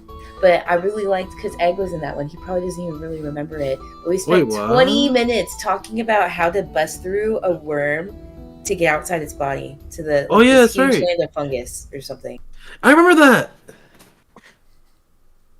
We drew diagrams. It was great. This is on roll 22. Like, Yeah, this is back when we were roll 20. no. I might have that saved still. I don't delete my campaigns, so I might actually still have those diagrams saved somewhere. Oh, I got a story. Yeah, Egg, what's your D&D story? My favorite one was when I just kept dying and coming back to life thanks to free revive. It was annoying. It was kind of annoying. You know that was Yeah. the day that you and Thirst met, right? Yeah, I met or left? that's when That- you and I met each other for the first time. Yeah, I don't remember. that was the first time Thirst played in any of my campaigns. That was his Yeah. very first game. He was the No, not first cleric. campaign, but first D&D. Because First- I was in Cyberpunk first. Oh yeah, you were. Yeah, that was his first D&D. Man, that was the first time you and him. It was interacted. all around the same time, so yeah, I get it. Oh, that and my favorite time was also when I tried to kill Oh, myself by Norland. jumping off my arms and jumping off a cliff. But no one wanted to revive Norland. me. Survive. Yeah, you did a lot of dumb shit at the end of Descent into Avernus. I was trying to get rid of tentacle arms. It was hentai arms. I don't want that. Hey, It's you had a horrifying. reach of 10 feet with them, but I understand why your character would be investing in getting rid of them, but just amputating them wasn't the solution. Okay, hear me out. If I were to die, die, You come they back chop with off my the- you tentacle. No, come listen. back If with they chop off my tentacle arms as I die, burn it, revive me, have it regrow back, will it still be tentacles? Or will No, it be you wouldn't human? have any arms. Oh shit! We tried communicating can that work. to you That so can work. much. No, it couldn't work. You wouldn't have any fucking arms and you're in hell. I can shove it. Someone can shove the great axe inside my stump. That's not how... Thirst, would What? you like to share a D&D story? That basically is. I mean, I would like to, but that kind of is the one right there. Just all that just went down. Share your perspective of it as a new to D&D player. Oh yeah, so my perspective, I make my character to kind of fit what was gonna happen. When I was told something was gonna happen, and so I was like, all right, my character will be like an explorer. My first turn, I exploded out of somebody's body. So that's my introduction to Avernus. Oh dear God, that's right. And then, like, I didn't have all of my, because I didn't understand the game at all then, right? Like, I struggled for like a week to even understand how to use spells before ever actually getting to play, because I wanted to have it ready. And I didn't know I had to have, like, everything on the list, because again, this was roll 20. I had to have everything on the list under the prepare shit. So this dude dies in front of me, and I have to have Revivify up, and I didn't know how important that was yet. Like, I knew, but I didn't know. And so it's like, okay, now I gotta get it off the sheet, and I had entered my stuff wrong. And then it's like, okay, well, I guess my turn, I revive him. And then the whole time, as everybody's doing their turns, I'm still fixing my sheet. And then this guy dies again, and I gotta revive him again. And then then he jumps into a worm. Oh no, yeah, he wanted me to chop off his arms, and he chased me too. Like, I don't remember if he wanted to fight me, because I wouldn't chop off his arms. But then a big worm comes out, and he jumps into the worm, and I'm like, okay, that's happening now. And I'm sitting there thinking, like, this guy's gonna die again, and I'm not gonna be able to reach him, and I don't know that I want to. And then somehow we kill the thing, and he just breaks through its stomach or whatever. That was Thirst's first experience with any D&D game. Exactly. Good times. Donald. Oh, River. Yeah. No, Dolphin. Donald, tell us a D&D story. Oh boy, it's kind of weird because I've never really played like D&D as much as I wanted to when to tell a story. So I do remember the first time I ever wanted to play D&D was at a school club, and I was like so excited to play D&D because I've never played it, and I've always wanted to try it, see how it is. And the sad part is that I actually did have like my character sheet. I had everything ready, but then my mom kind of saw like the time the D&D was, it being after school, and she had to tell me, and she had to tell me that I couldn't go because it was too late to for me to go, and it would basically take me like hours before I got home, and she didn't want me to do that, so I had to leave that D&D game, and then most of it was just doing like one shots of D&D, like we had to do like blah, and so mostly blah. Before I got to this scoop, I just mostly did like one shot D&D like groups, and even then it would be like one season, it would be like one session that we do before we leave. My games tend to run a really long time. I prefer a slow pace. I've been interviewed a few times by VTTs or other TTRPG VTubers, and one major thing is that I tell them about my games and my process is you just take pacing and you kill it. You stab it. Everything should be long and drawn out. Roleplay every action for me. How many times does your character go to the bathroom in a day? I want to know! 5. Warlock, give me a D&D story. Alright, let me set the scene. So, 5 people at a table. We're entering a homebrew dungeon that I made for them, since I was DMing at the time. We're all new to D&D. And so they enter immediately. What do? They split the party immediately. No hesitation. Ah, yes, the sign of a great group. Yes. The party's cleric decides to go to a door, and I asked him to give me a perception check since he wanted to listen in, see if he could hear anything on the other side of the door, which is of an abandoned dungeon. He critically fails, and I tell him he doesn't hear anything, but he accidentally makes a noise with the door, bumps it a little bit. He decides, okay, you know what? I'll just open the door. Because he made that noise and tried opening the door, a giant rat lunged at him. Wait. Oh, no, that's right. He didn't open the door. He decided instead of opening the door, he was going to try to break it down with his mace. He breaks down half the door with his mace, and then that's what triggered the giant rat to jump through the through the hole in the door and attack him. The giant rat criticals him, and he goes down immediately. He started a dungeon. That man had no luck at all. Kim will remember this one.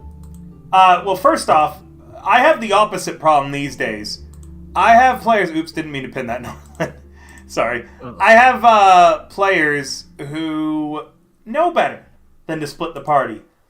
And, you know this, Rogich. This has happened a lot in the Pathfinder game lately. I have people who will go, oh man, I don't think we should split the party. I think splitting the party is a bad idea. And then they proceed to split up anyways. Like, it's flat out, we acknowledge that this is a bad idea, but we are still going to do it. And every single time it has ended in heartbreak and failure. Fucking most recently in the D&D Marathon game, it got egg killed. Wait, this game? That's how Joe died. Oh yeah, frogs. I remember now. Yeah, the bullywugs.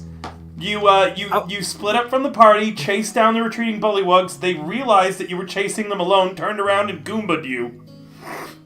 Oh, great. Oh well. Then they decapitated you. They really didn't want you to get resurrected. Oh, rip. Oh well. God. The time if I had a nickel for every time the party split up, knowing it was a bad idea. Kim, you'll recognize this one I'm going to share, and it's going to be the last one I share of the night. My party of Bambis. Kim's first time playing D&D. Kenny's first time playing D&D. Like, eight people in your friend group. Kim, all of them newbies to D&D, right? I must remember. Is this with Taylor? This is with Taylor. Yeah. This was Lost Mines of Phandelver, the first time you tried running it.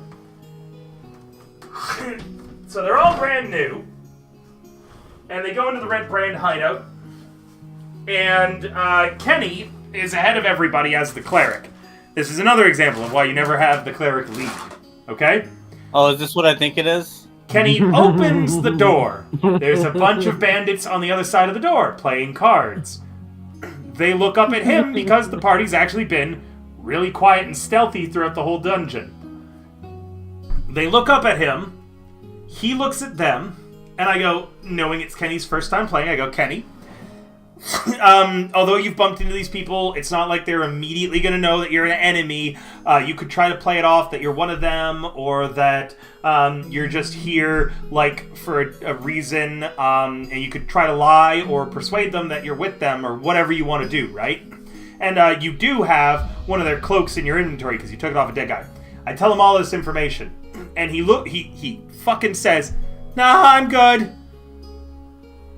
I go, what do you mean you're good? He's like, I don't say anything. I'm like, are you sure you don't want to say anything or try anything to get out of this? And he goes, nope. Like, you think I'm paraphrasing, or like I'm saying that he said no, but no, he actually said no, I don't want to do anything about this. So, the fucking guy, it is brilliant. He's in the Pathfinder Marathon game, Rogich. He missed last session. So obviously, the Red Brands go, okay, we don't know who you are, so we're going to attack you now. And he goes, cool, and he tries fighting them. The party shows up, they try fighting. Some of the Red Brands run to go get reinforcements. Reinforcements arrive. The party is now losing. So they back up into a room. The room looks like a laboratory. They quickly bar the door, barricade it, shut it, lock it. I'm gonna head out. See you, dog. Have a nice night. Can I see it? So they shut the door, they bar it, they lock it. They're doing their best to prevent the bandits from coming in. And there's another door in this laboratory. And they go, I wonder where that leads. They open it up, and inside is the boss of all the bandits packing a bug-out bag, planning on just hightailing it and booking it out. They go, that's the motherfucker we're here for. They Jujutsu Kaisen style jump his ass. They take him down, and he's like, I'm generous, and I say, okay, you guys don't have to kill him. You could deal non-lethal damage here. It has no detriment to doing so if you want to keep him alive, and I even say this as an example, I would say, try to convince the Red Brands to let you go. Maybe be like, oh man, we're holding him hostage, right? And then they say, no, I want to kill him. And I go, are you sure you wish to just kill him? They go, yep. Say, yes, fucking kill him. Killing their only bargaining chip. So eventually, the bandits get in, and they beat the fucking tar out of everybody in there, and it's a near TPK. I believe only the Barbarian and the Rogue made it out alive, with the Rogue having a critical injury, because I used to run critical injuries back in the day, so they had brain damage. Ouch. Yeah, it was pretty nasty. Do you remember that, Kim? It's correct. I don't remember the last part. Everybody died. I definitely remember the part where Kenny was like, "Nah, I'm good." I don't remember the last part at all. Because he just went, "No, I'm good." He's like, "Nah, it doesn't matter. I don't care. I don't want to do anything." It's fucking enraged me. I've never had a player. I've never had a player go, "Nah," before. Like when I prompt them with something, I'm like, "You can do this, this, or this." Normally they have like some sense of I should do something here. I never ever had anybody go, "Nah." It wasn't even like a passive aggressive or like a no, I don't want to participate. It was just a flat out no, I have considered the situation. I choose to do nothing. It's literally the Darth Vader meme, just nuh-uh. Yeah! The fuck you mean nuh-uh? The fuck you mean nuh-uh? Right, Kim? Because he wasn't being petty, he wasn't being passive-aggressive about it. I've had players passive-aggressively refuse to participate before. I've never had anybody willingly just choose, this is the option I'm going to take. I choose death. He literally just chose death for the whole party. He was the cleric, and in a fit of karmic retribution, he was in fact the first to die out of everybody when the bandits finally broke in. Oh, I got so many TTRPG stories. The most amount of nat ones I've ever seen rolled in a row consecutively, some with advantage, is a total of 9. That was set again by one of Kim's friends, Taylor. In Dungeon of the Mad Mage, he rolled 9 nat 1s consecutively. I'll tell that story one day. Fucking crazy. Yeah. All against different stuff, too. It wasn't like it was the same check, so it was like a bad stat or something. Some of it was stuff he's supposed to be really good at. He was a gunslinger, and I remember 3 of the nat 1s were his rifle, his backup rifle, his pistol, and then his backup, like, Derringer. 4 nat 1s. So they all just broke. Oh. River. I can change a lot of things. I can't change that. Yeah. Don't forget, Dungeon of the Mad Mage was also the one game where you got the most nat 20s in a row. I believe. Somebody casted haste. I casted haste on somebody and powered it twice or something like that. They had extra it was the attack same and fight or guy. something. The nat ones? It was the same guy. He set both the record for the most nat 1s in a row, and then a session before that, he had set the record for most nat 20s I'd seen in a row. It was more than 8. It was a ridiculous number. All right, I see the ads are about to play. We are at our normal stop point. I hope everybody enjoyed the last little bit of just chatting about D&D stuff, hearing some stories, and managing to swap one each. Started a new podcast. We will be jumping out now. We have a game next week, remember, not 2 weeks from now, guys. It is next week is what we decided on. Oh, okay. So this way it wouldn't cross with Christmas. Okay? Thank you guys, everybody, for coming. Yes, sir. We are going to rate another great content creator. We are ending today at 161 subs in the River the Bard's second birthday of the year. Get everyone a subathon. So thank you for coming. Those are all the different ones that we have. We're at 161. The next goal is at 175. Thank you guys so much. We're going to rate another great content creator, so stay tuned and we get in there, yell River Raid or something and say hello. All right? Thank you guys. Bye. Good night. Bye. Hey. All right, guys. As always, I'm going to go handle the raid, and then I'll be back.